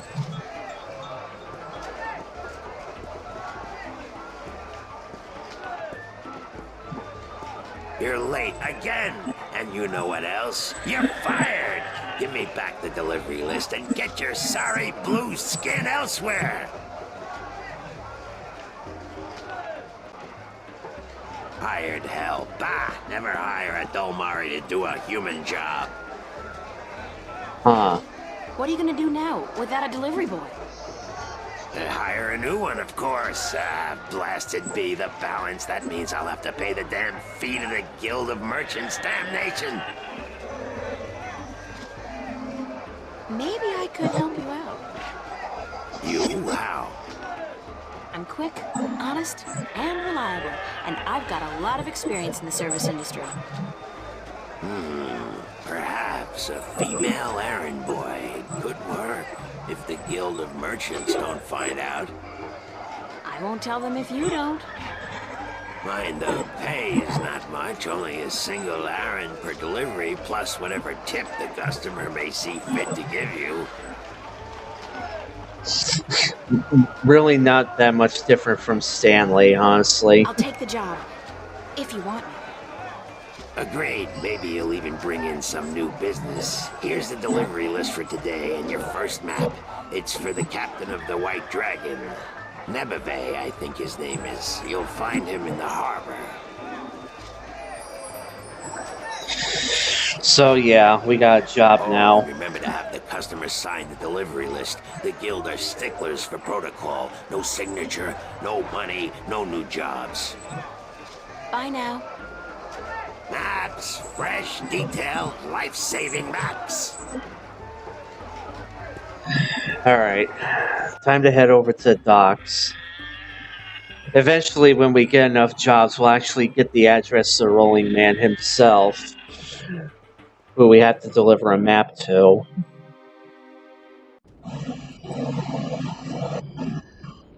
Stout guardians of the city. Wooden, but stout. And that blue fire is way cool. Mm-hmm. The walls look ancient. Mercury must be at least as old as anything back in the real... in my world. Those guys must be part of the City Watch. They look a hell of a lot more intimidating than the Newport cops, despite the lack of an exoskeleton. Exoskeleton armor, hmm? This lady's selling fresh fish. I've never seen fish like this before. But if it's wet and has fins, fish it is. Let's see what this stall over here is. This guy's selling musical instruments. Most of these I don't even recognize. But he's got a drum in there and what looks like half a guitar and a couple of dried rabbit carcasses. Ugh. What, you never played a rabbit before, April? He's selling musical instruments.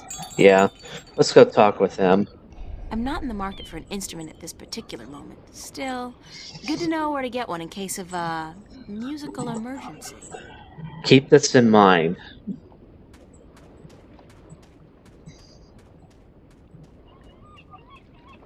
This guy's selling lobsters, crabs, eels, and... What the hell is that purple thing? That is so not appetizing.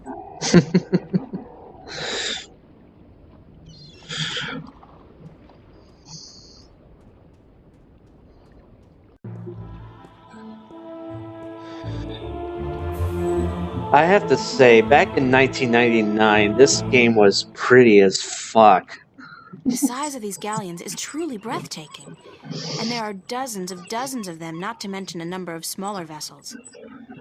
Mercury must be a very important and very busy port. Yes, it is. It's a lighthouse, much like the ones we have at home, except this one, of course, burns a blue fire.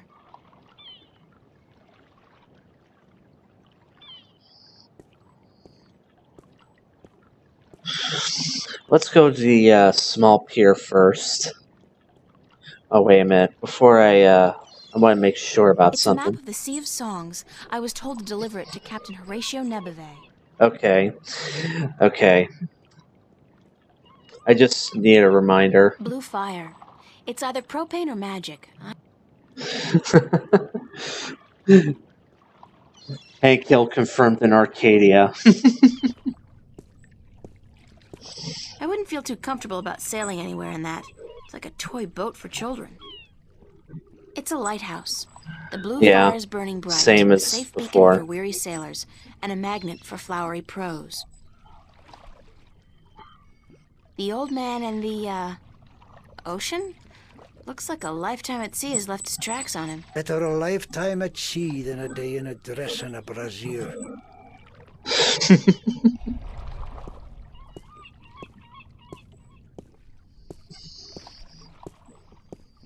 Hello, old man. I got me no treasure, and I got me no map of no buried treasure. I just be an old sailor with no ship, so leave us be.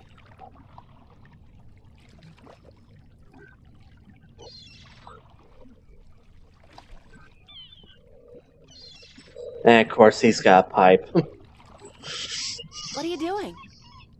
Mending nets, of course. What it look like I be doing? I'm not well versed in maritime customs. Mar what? Ah, yous mean sea life, dear not. Ah, the smell of the salty sea, the lapping of waves on your ship, the spray of cold water on your face, plump maidens in every part. I tell yous, I be having stories about the sea. Care to share some of your maritime stories with me? Mar what? Ah, tales of the sea, right? Sure, sweetie, I be happy to. Now, what stories be I wanted to hear, then? Any tale of your exciting adventures will do. I be having plenty of tales to tell. There be the tale of me adventures in the Baksheevan Empire, if you'd be interested. It'll be a tale of grand romance, just up your alley, be sure of it. Why not? Get more story out of this game. Sure, that sounds like a fine story. Aye. It be near on 50 years ago that I was a mate on a sturdy old lady called the Three-Legged Whore. The what? What do I be saying? She was called the Thrifty Horse, she was. Aye, that be her name. The Whittle What's-It. You don't remember the ship's name, do you? Anyways, I be a young mate then, and we be anchored in Monterba, the grand western port of the once glorious Baksheevan Empire. I be having ship leave until the following evening, and it be me first visit to that exotic and dangerous port. So I sets out to have a look around. Now, bear in mind that Monterba be ruled by a mock, like all large Baksheevan cities. In principle, the mock be having to report to and pay half of all taxes to the emperor in Port Altaban.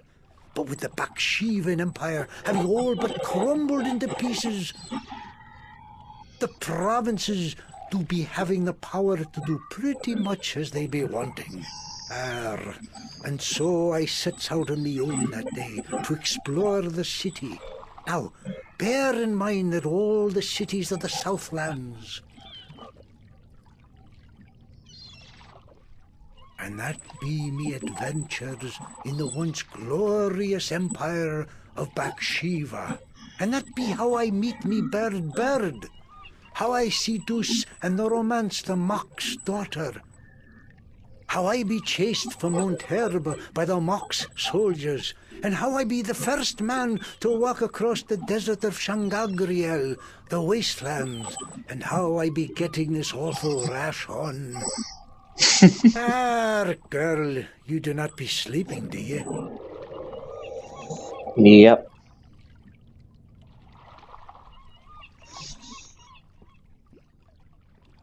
What? What? Sleeping? No. Just concentrating really hard. Good story, though. Solid material. Ever consider doing a book?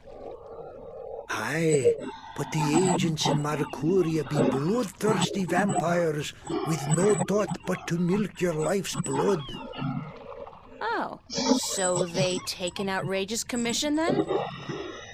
No, They actually be bloodthirsty vampires with a penchant for biting your neck when you ain't been looking.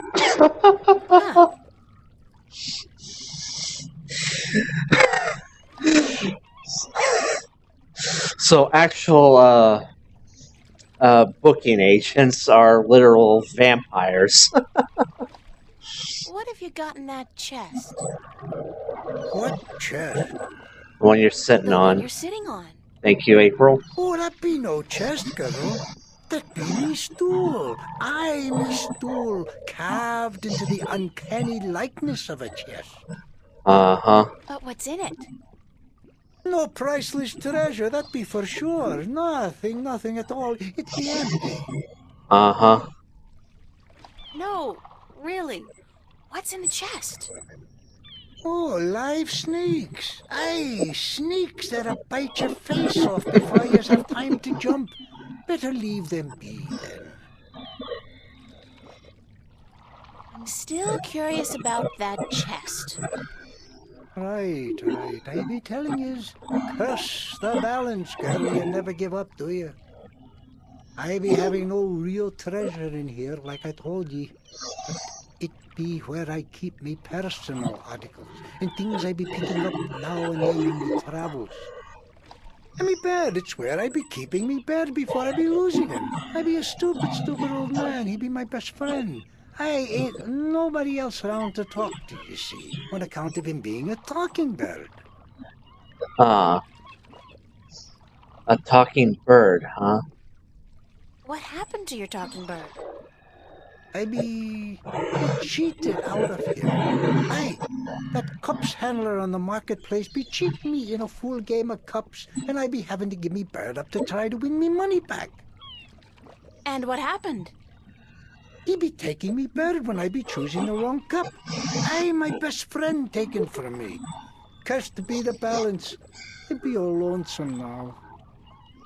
The worst part is that me bird is now a prize to be won. A prize in the cups game. Beat the handler thrice and you win a prize of your choice, me poor bird. What's your bird's name? Bird. Oh.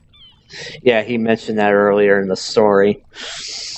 Now at one point we do have to get the bird back and return it to him, but we can't do it in this chapter. We can do it on our way back here, our way back to Arcadia, but we can't do it right now because we need an item that we don't have yet back in Stark.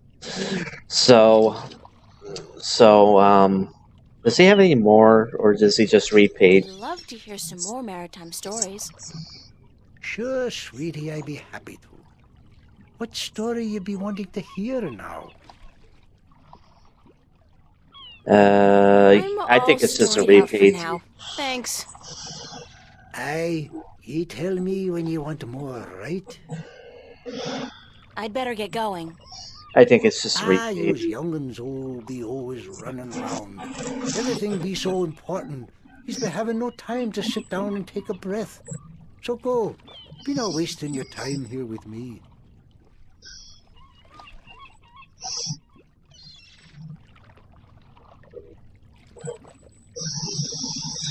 Okay. Now we head back to pier. And we're gonna go to that ship over there. Assorted cargo. It's a small ship or boat. I don't know the difference. Is there a difference?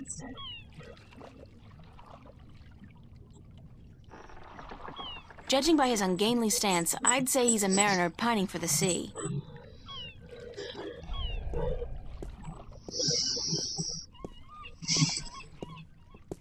Ahoy there, matey!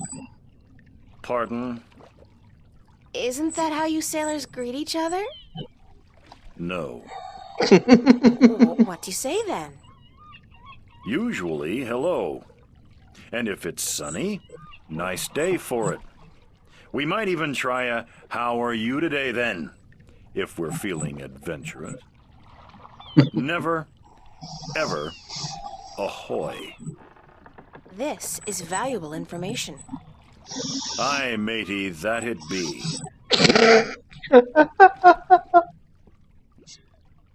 Is this the White Dragon? That's what the big white letters on the prow spell out. What do you think?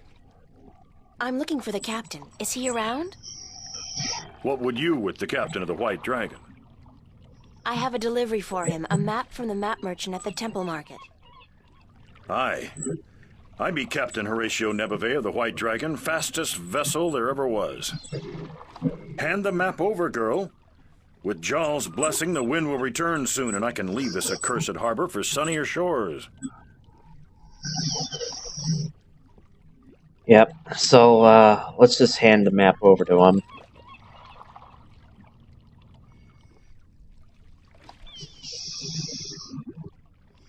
Thank you. There's an errand for your trouble. And we got our first coin. Nice day for it. Not really, no. Oh, wait. I was supposed to... wait, I'll just... Why are you out at sea? Do you see the sail on that barge over there? Yes. Is it flapping? What? Is it flapping? Is the sail flapping in the wind? No. And why is that then? No wind. Because it's not windy? Exactly. Need wind to move the boat. Can't you just use oars or something? Oh, what an excellent idea. Now, why didn't we think of that? Of course. Oars! By Jarl's stunted left arm, that's it. Why have we been moored to the dock for a month with our merchandise dropping in value when we could have just rowed our way to Gien? Are you being sarcastic? Sarcastic? Me? What in Jarl's name makes you think that? How long's it been since the last wind? Near a month. Ever since that accursed alchemist put some kind of spell on the wind. Mojal be cursed if I know why. But it's a bloody catastrophe. I've sent some good people of mine up north to deal with him, but not one has returned. Now the Areed High Council speak of sending an entire army platoon to sort him out. But I'm afraid that just might piss him off. Who's this alchemist who cast a spell on the wind? I believe his name is Clax. Roper Clax. Lives in a bloody rock somewhere up north, beyond Riverwood. Thanks for the chat. Aye. So, there's an alchemist who's basically playing with God, and he's basically messing up the hemisphere. Yeah. And we won't deal with Roper Clax until later, but for right now, God, I've never really noticed how they tell you stuff that you can't really do yet. But anyway, let's just give the delivery list to him.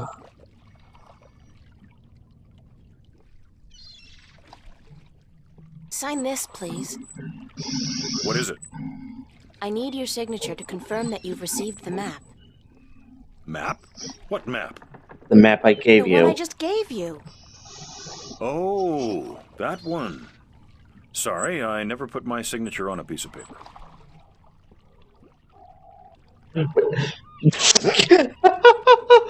Jeez, isn't the third option a little over excessive? Why not? Brings bad luck to give a piece of yourself in that manner. A signature has untold powers. It's part of your soul. I can't sign away my soul. No, that's photographs. Who told you that signing a slip of paper is bad for your soul? I'm from Gien, and we're a spiritual people. Our souls are in balance with our bodies, and the great Mojal has taught us not to endanger this balance. Signing my name, giving a piece of myself in that manner, breeds corruption and imbalance within. And it pisses the Mojal off no end. And that's why you choose to make my life difficult? Yes. Hey, blame organized religion. You can't write, can you? Pardon? That's what this is all about. You can't write. So what? So what if I can't write? So what if I was born at sea and never spent more than a month ashore ever since?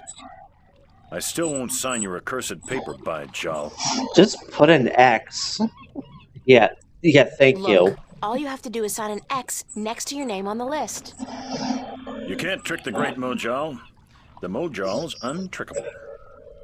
That's not trickery. It's legally binding. I said no.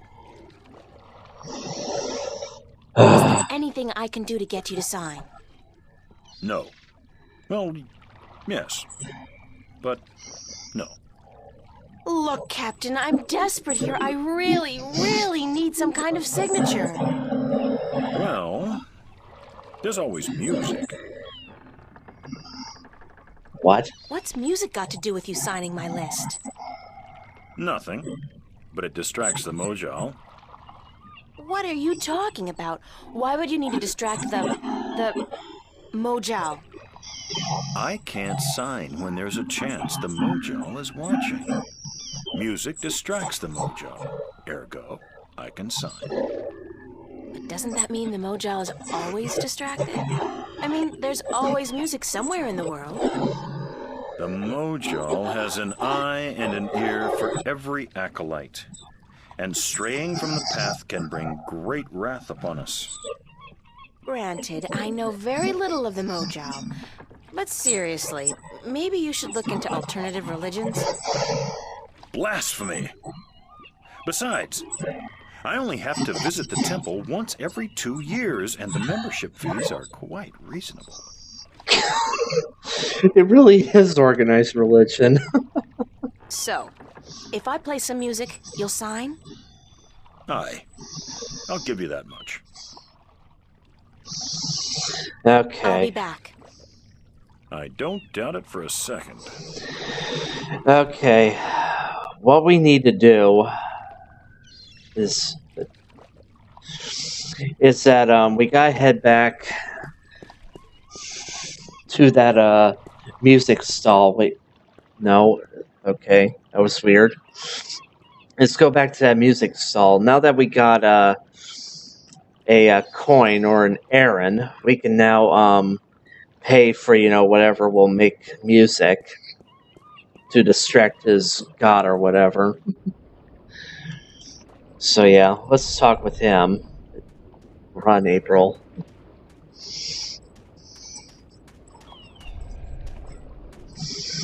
What's your, most affordable instrument? That's cute. The flute, right? And how much for the flute? I'm guessing that's 1 errand? Apparently the guy only speaks in music. Alright, here you go. I'll have the flute. That's 1 errand, isn't it?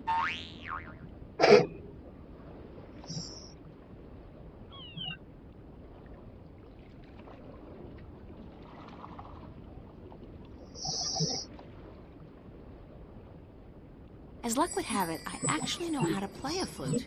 Not very well, but I'm sure the, Mojal won't mind.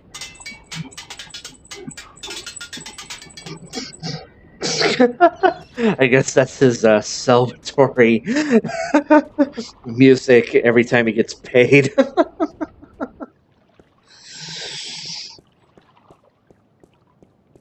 Alright. The shit I gotta do.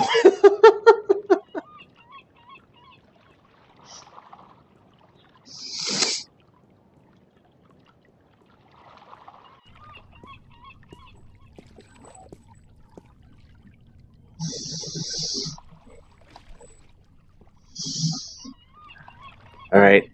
Now sign this shit. Alright? I'll play for you. I'm ready to play some music if you're ready to sign. Aye, go on, but don't stop until I'm done signing, or the Mojo will surely wreak vengeance on us both.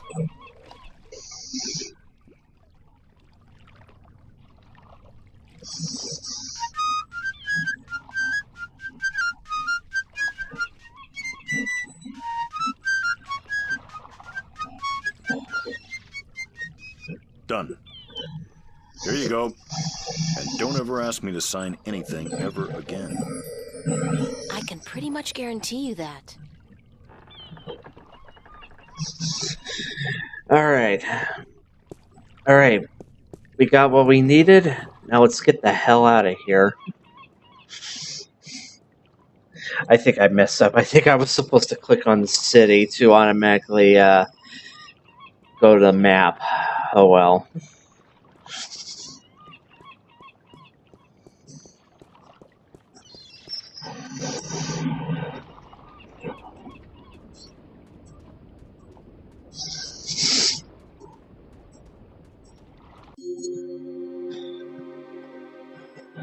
Yep. Now it's the marketplace.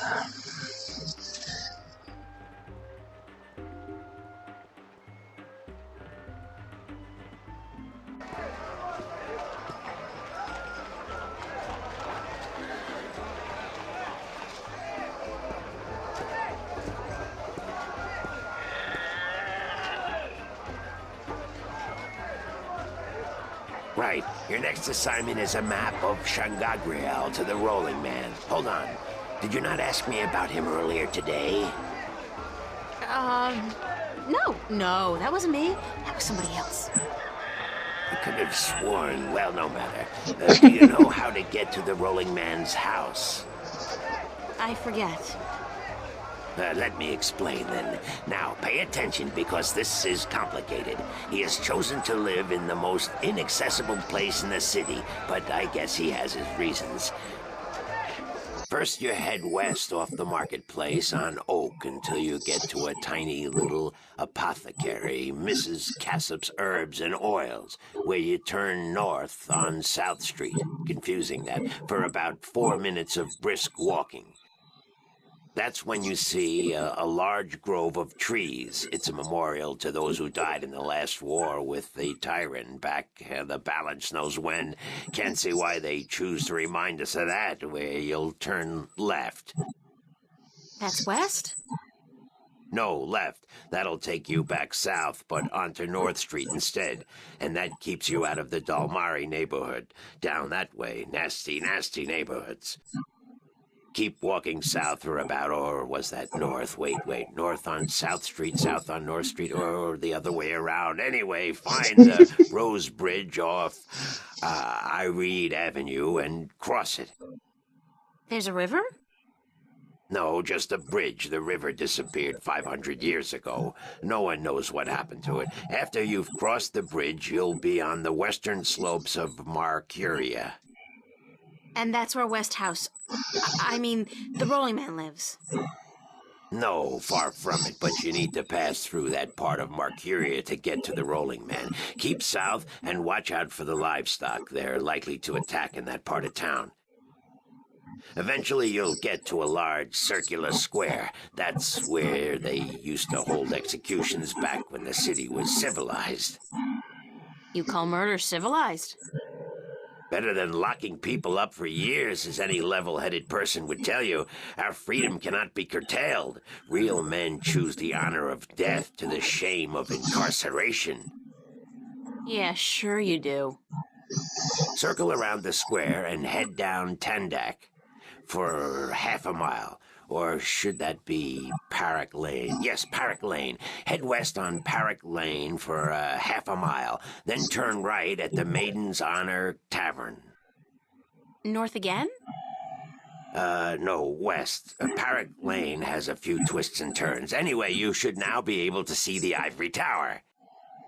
Is it a big tower? No, only about 5 feet tall, but it's ivory, straight from the coast of the Southlands, bravely cut from the drooling jaws of the gruesome Kandar. Big creature, 4 legs, large ears, long snout, sort of grayish in color? Yes, the horror of the Southlands. Many a brave hunter has fallen victim to its ravaging hunger. Good grief. Okay, then what? Pass by the tower to the edge of the cliff and look down. The rolling man has built his home on the cliffside. It's a wonder he's not been washed away by the storms. I hope I got all that. Basically, go west until I hit the edge, right? Yes, that would be correct. All he just had to say was the fucking seaside. Well, at least we know where he is. Okay, we got the map, delivery list. Let's go.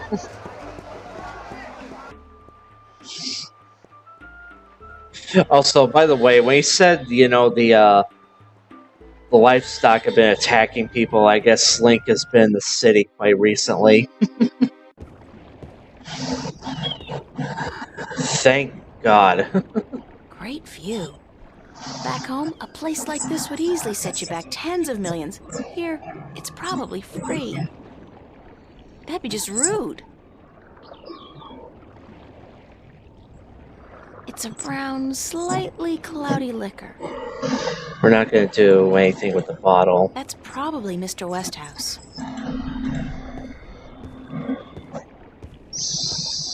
Hello, Mr. Westhouse? Yeah, Mason, what is it now? Oh, well, guess you're not calling on behalf of that son of a bitch Sanyef, are you? Sorry, I don't know who... No, that's very unlikely. From what I hear, he doesn't much enjoy the company of women. Well, who in damnation are you? April Ryan, sir. Ryan? Doesn't sound very Northlandian. Are you by any chance from the coast of... Yeah, hold on. Ryan? April Ryan? I'll be damned. You're from Stark. Apparently. Until today, I thought I was just from Earth. I had no idea there were two of them. Takes you by surprise, doesn't it? Well, goddamn. Sit down, Miss Ryan. Let me get you a drink.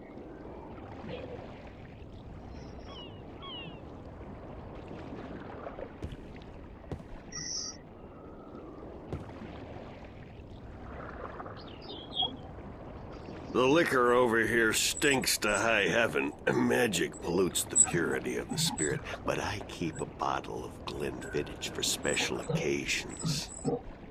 Thanks for the offer, sir, but I didn't come here to have a drink. Really? I see. This isn't a social call. No, sorry. Oh, no matter. It's still a pleasant surprise to meet someone from home.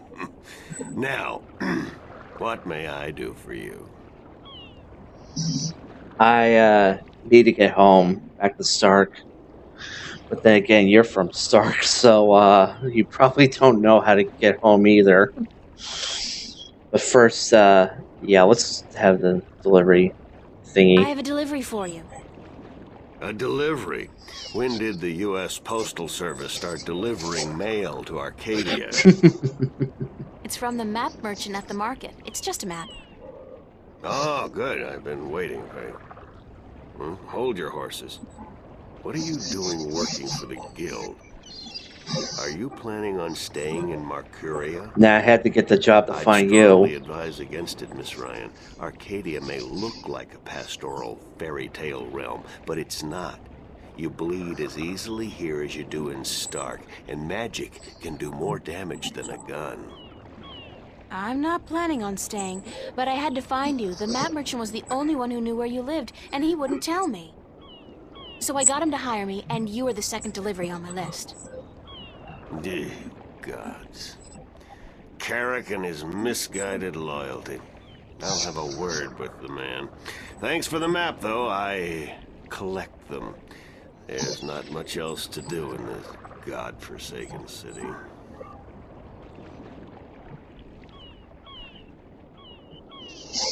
Cortez told me to look you up. He did he? I see. Who's Cortez? Uh-oh. You don't know him? I think not. I'd certainly remember. Did you say Cortez? You wouldn't be talking about old Manny Chavez, would you? Well, he ought to be dead by now, but then, by all rights, so should I. I don't know his first name, but he calls himself Cortez.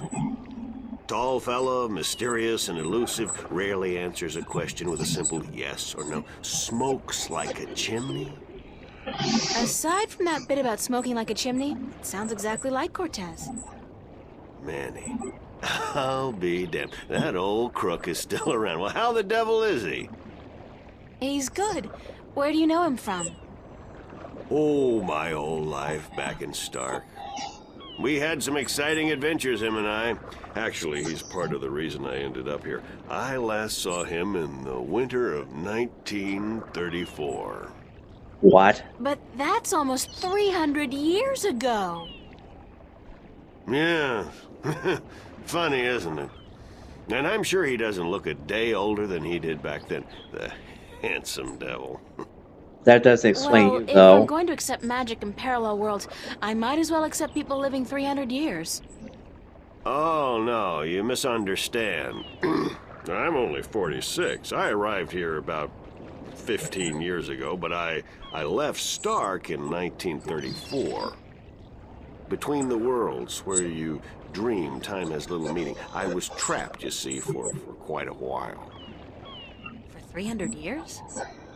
Time went by pretty fast. It didn't seem so bad at the time, but now that you mention 300 years, quite disconcerting, really. Quite disconcerting.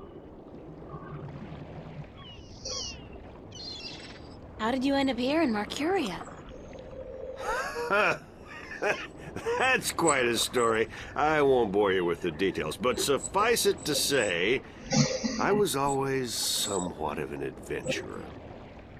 The promise of virgin territory untouched by civilization held great sway with me in my youth, as did the idea of a highly spiritual state of mind. The occult, magic, karma. I was born in 1902 in Boston.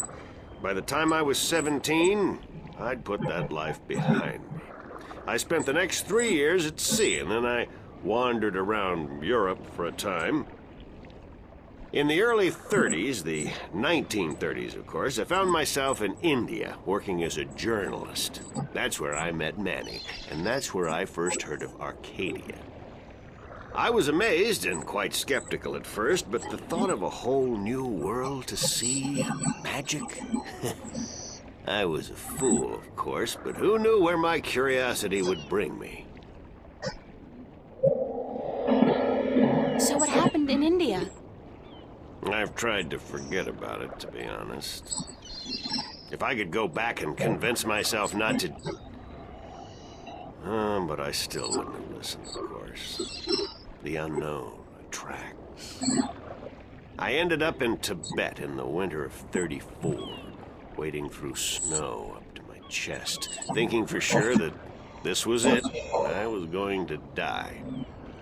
Manny pulled me out of that one, thank God. I spent 3 months in a monastery before pushing on into the void. There's only one way for a non-shifter to pass through the divide, and it's not an easy road to take.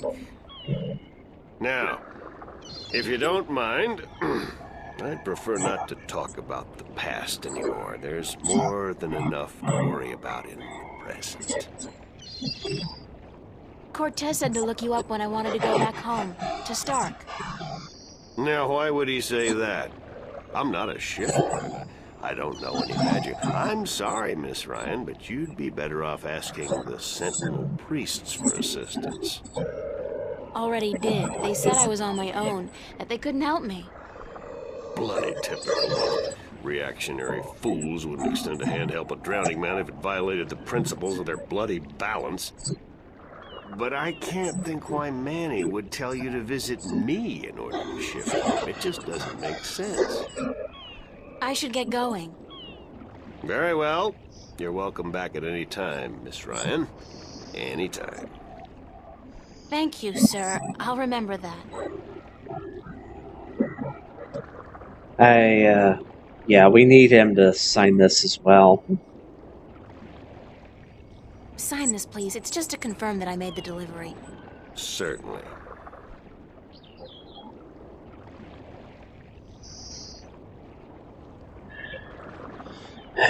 Okay. Doesn't look like we can do much. Hold on one second, Miss Ryan. I just remembered something. It's such a long time ago, I'd almost forgotten, but Manny did give me something that might be of interest. What is it? It's a pocket watch. Manny gave it to me the last time I saw him. I never quite understood why, but maybe you can tell me. Did he say anything about it? He said that when his heart started beating again, he would know. It would be like a message in Morse code, a beacon. Damn watch never worked, and the winding mechanism is broken, so it's probably not worth much. You're welcome to it if it's any help. Thanks.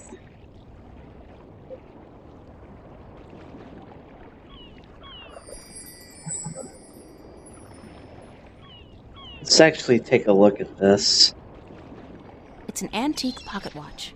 It's not ticking. The knob used for winding the watch seems to have broken off, and there's only a tiny hole left.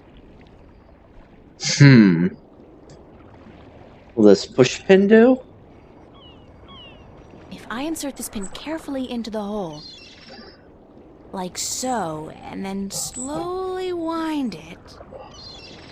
It worked! It's ticking!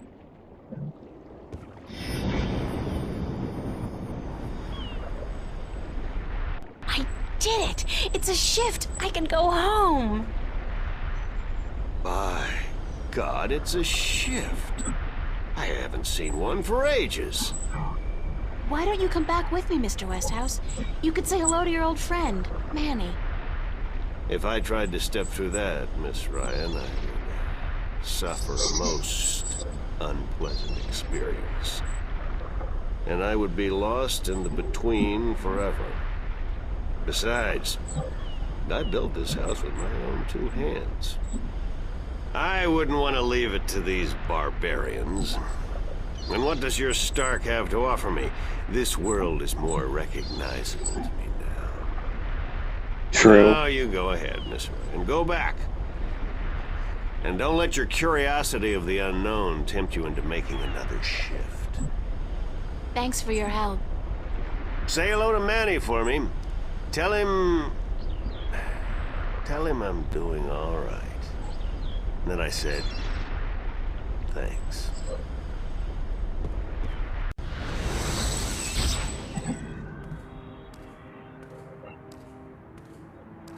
Cortez. Oh, God, it's real. It's all true. I saw it. I saw the other world. Arcadia. Either I'm going crazy or you were right about everything. Let's hope for the latter, mi amiga? So I gather your trip was a success. Success? My whole world has been turned topsy-turvy, so I don't think success is the right word. Nothing about it makes sense. Fact is, I don't believe in magic. The sun does not need you to believe in it to rise in the morning, señorita. You have seen the truth with your own two eyes. I can do nothing more to convince you. It is up to you now. Well, do I have a choice? I have to believe at least some of it. My life wouldn't make much sense otherwise. You are a true skeptic, April. Está bien. We need your kind to balance the hopeless romantics like myself.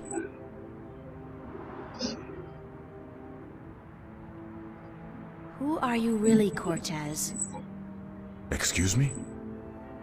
People knew you over there in Arcadia. Tobias. He didn't know you by your real name, but he did know you. And Mr. Westhouse, he knew you too, as Chavez, but several hundred years ago. So my secrets are being revealed, are they? I wouldn't say that, because you're still a mystery to me. More so. Good. You see, señorita, mystery is important. To know everything, to know the whole truth is dull. There is no magic in that. Magic is not knowing. Magic is wondering about what and how and where. I'd settle for the truth, just to be able to know you. Because, honestly, I don't mean this in a bad way. You scare me, Cortez. I'm afraid of you. And you are not the only one, mi amiga. I'm sorry, but whatever it is about me that mystifies you, it will have to stay a secret. There are things even you should not know. Gee, thanks. That really helped. Perdóname. Perhaps later, when we are certain of what the future holds, okay?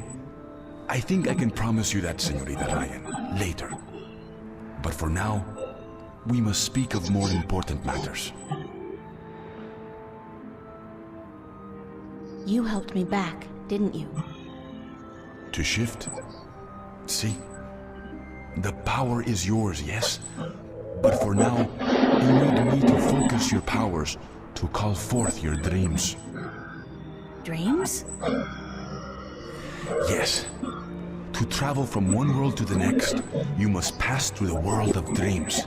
It is the only way. You are capable of opening a shift on your own, but you might not be able to. What do you mean? The power, the magic is within you. And when you sleep, sometimes you open the portal without even being aware of it. But when you're awake, it's more difficult. With practice, you will do it. I don't think I want to do it. You must. The worlds depend on it. What happens now? The Minstrom told you about the balance, about Stark and Arcadia. A man named Tobias. He was called the Vestrum, I think. Vestrum Tobias. Ah, so Tobias made Vestrum. Que bien, good. I knew he would go far when I first met him years ago. He was just an instrument, a student of the balance, but he was smart and resourceful. So you know what is going on with the balance. Tobias told me that the Guardian was missing and that the balance was failing. He said this would bring chaos into both worlds. As we are already seeing, your dreams, your nightmares, they are part of this. You sense chaos more keenly than most, but even they are beginning to notice that things are not as they should be. Like last night. What about last night? What you saw, you were not alone this time. There were others, and they saw the same thing. Not nightmares anymore. Real. The first sign of the damage chaos can do. The divide is being breached. It is not yet time for the worlds to be united. A breach could prove catastrophical. So what do I do? We must work together, April. I can't do it alone, and neither can you. But what exactly is it that we have to do? 4 things. We must find the lost guardian, we must locate the gateway to his realm, and the disc that is the key to his tower, and we must do what we can to curtail and defeat the Vanguard. How are we going to find the Guardian? The moment he surrendered his throne and left his realm, he stepped back into our world. This world, Stark. This is where he was born, and so this is where he must return to. But he could be anywhere, right? This city has power, April. Not magic, but the opposite of magic. And it draws people to it like flies to an open fire. All the pieces of the puzzle come together here. You, me, the Vanguard, the Guardian. I can guarantee you that he's here. But where exactly I do not know. I think maybe the Vanguard do. I think they may have him. If they have him, how are we going to get him back? And why do they need him? Why do we need him? He left his realm, but he's the last Guardian. And only he can open the doorway back to his realm to let his successor through. The Vanguard knows this. But what they don't know, yet, is how to get there. who'd know about the gateway to the Guardian's realm? That I do not know. That knowledge wouldn't be here in Stark. You must go to Arcadia, study the books, talk with the Minstrom and others who might know, but not yet. First, we must finish our mission here. Where's the key to the Guardian's realm? In Arcadia. The key contains two parts. One is the disc itself, the other is the 4 jewels, the eyes of the dragons. That gives the disc the properties of the balance and makes it complete. Where is the disc? The disc was left in the care of the Sentinel 10,000 years ago. In the beginning, it was kept in the open, displayed for all to see. But not anymore. Not since thieves tried to make away with it. They will know where it is. Ask Tobias, Vestrum Tobias. Where are the 4 jewels? Ah, the eyes of the dragons. They are kept by the 4 dragons themselves. 2 in Arcadia and 2 in Stark. The white dragon has 1, as does the old one. These you must find yourself. I'll help you with the others. How do we defeat the Vanguard? The Vanguard are strong here and growing stronger. Even in Arcadia, they are gaining a foothold. And with the Tyrant on a leash, the future looks quite bleak. How do you know so much about what's going on in Arcadia? Voices whisper in my ear, señorita. Voices that I trust. You're saying the Vanguard are strong here. How come I haven't heard about them? They don't go by that name here. Did you ever hear of the Church of Voltec? Sure. They're... Oh, that's the Vanguard? See. Then they're big. Very big. But why do they... Why assume a different name here? In Arcadia, they flaunt their philosophy. They preach the destruction of the balance under the pretense of returning humankind to the glories of the past.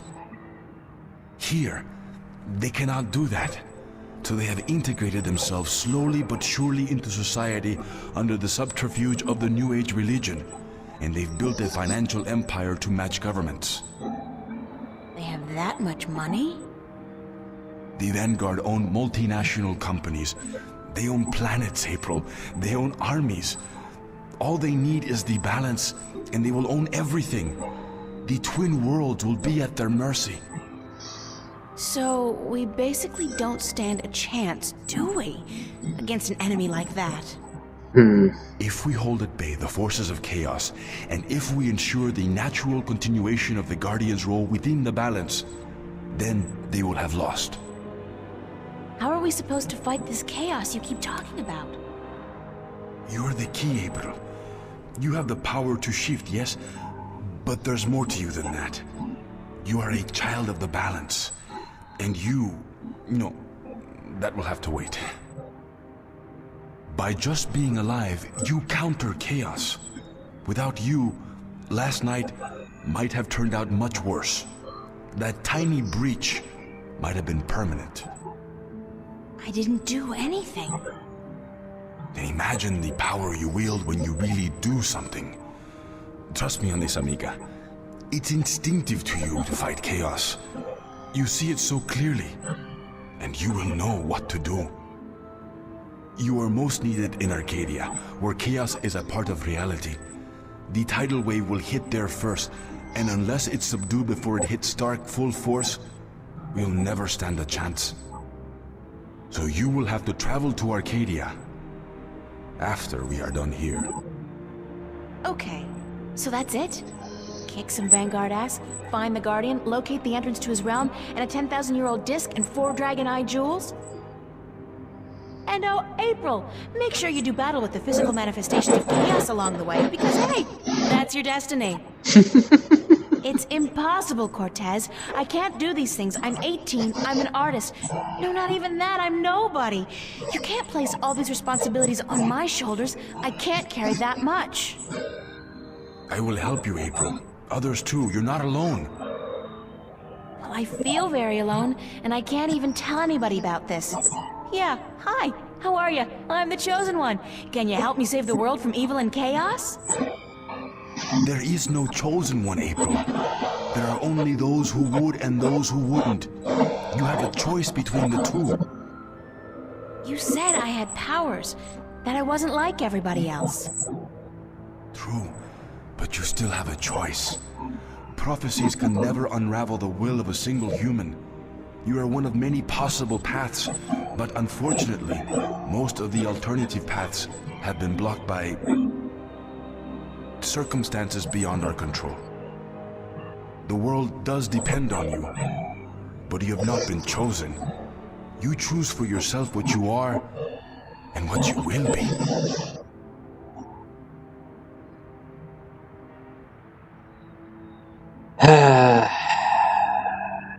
We have to. Then the choice will have to be, yes, let's save the world. Where do we start? Here, in Newport. We must find out about the Vanguard. Their headquarters are in this city, but where? Do they have the Guardian under lock and key? What are their weaknesses? Once we've done that, you must travel to Arcadia. I cannot go there, and besides, I have things to take care of here. Right. Except, where the hell do I go to find out about the Vanguard? The library? The net?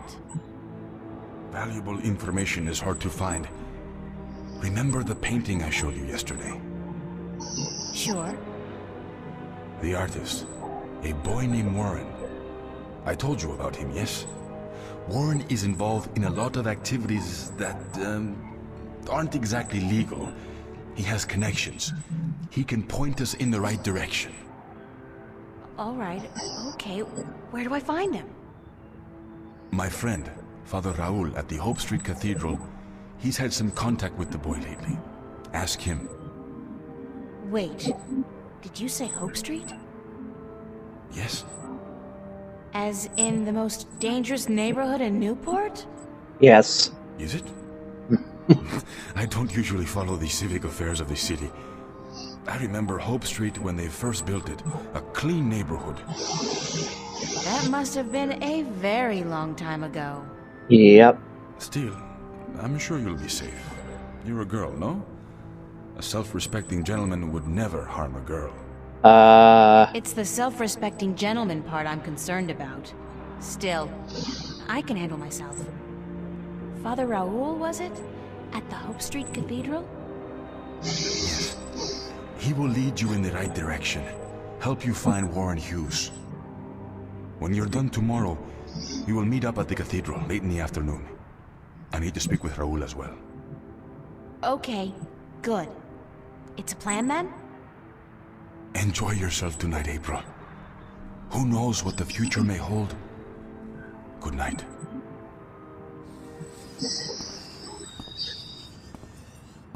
Oh boy, that's a lot on our plate.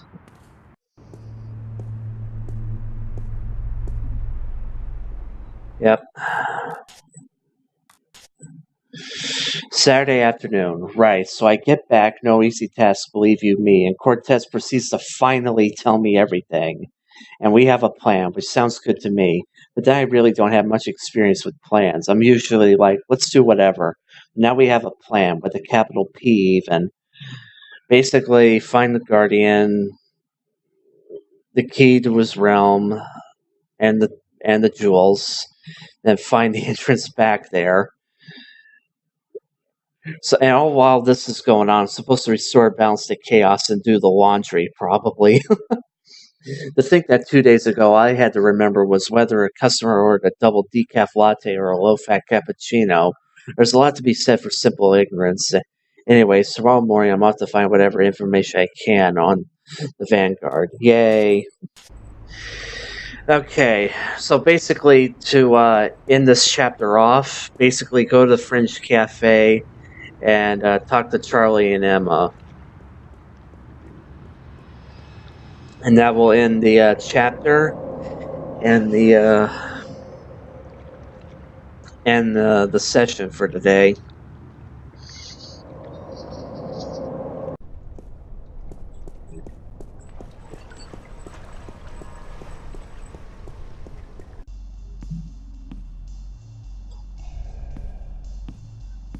Pulling long hours today, Charlie?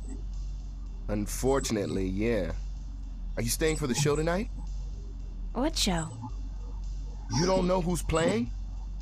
I've had a few other things on my mind these past few days, Charlie. Sorry. Anybody good? Anybody good? Are you kidding? Roy and Dale's playing. It's the first gig on their new tour. Sort of returning to their roots before they do the big venues. Tonight? Great, that's perfect. Especially tonight. I need some serious unwinding. Yeah? What's up?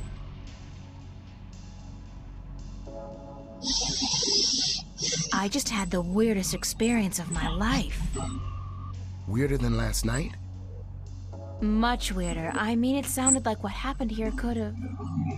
It might just have been mass suggestion, or a hologram, or even rapture gas. April. It's happened, I know it was probably very real to you, and I'm not saying it wasn't, but the alternatives... Are the alternatives so much worse? That there are things going on that we can't explain? That there's more to life than what science teaches us? I don't know, Charlie. I wish I did, but I don't. So what's this thing you were gonna tell me about the weirdest experience of your life? You wouldn't believe me anyway, Charlie. Try me. No, really, I can't. It's too much, too close. I don't know if I believe it myself. Okay. You tell me about it later then, alright? Maybe. Is Emma around? Haven't seen her. But she knows about the show, so she'll be here. When does the concert start? In less than an hour. I expect the place to be crowded soon. So you should find yourself a spot to sit down. Thanks, Charlie. No problem. Later.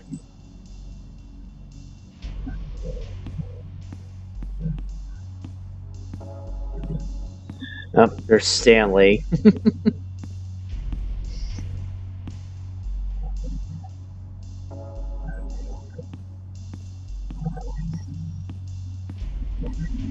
There's Emma.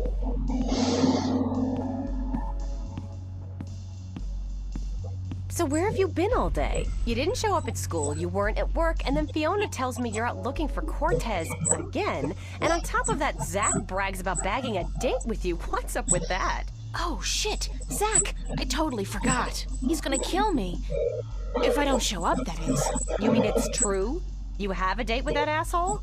I told him he was full of shit. I needed some information. And you sell yourself to get it? April, you're insane. Well, you're just going to have to disappoint him. I made a promise. To that sleazebag? That's a promise made to be broken.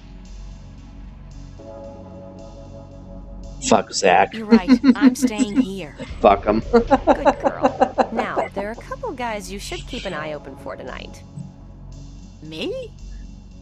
I have a boyfriend. You need a boyfriend. You need a boyfriend because I have one and I need somebody to compare boyfriends with. It's not your choice to make, girl. It's just the natural order of things. I thought we were here to listen to the band. Sure, from the back, so we can scope out guys' asses. I don't know which place is weirder, Mercury or the Fringe Cafe on any given night. Mark what? Never mind. So, okay, which guys are we looking for? Right. Now, you may want to take notes.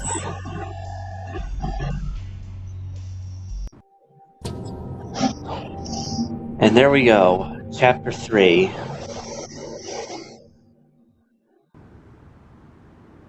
Oh, God. Headache. I didn't really have that much to drink, did I? No.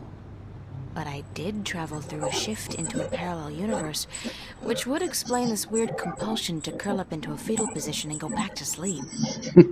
Not that I'm particularly looking forward to it, but I guess I have to go find that Warren guy Cortez told me about down on Hope Street. And hey, like that's not enough. I have to avoid bumping into Zach today. He's probably royally pissed that I stood him up, and Zach's very good at being pissed.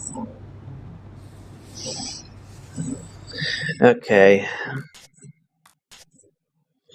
Sunday, July 30th, 2209.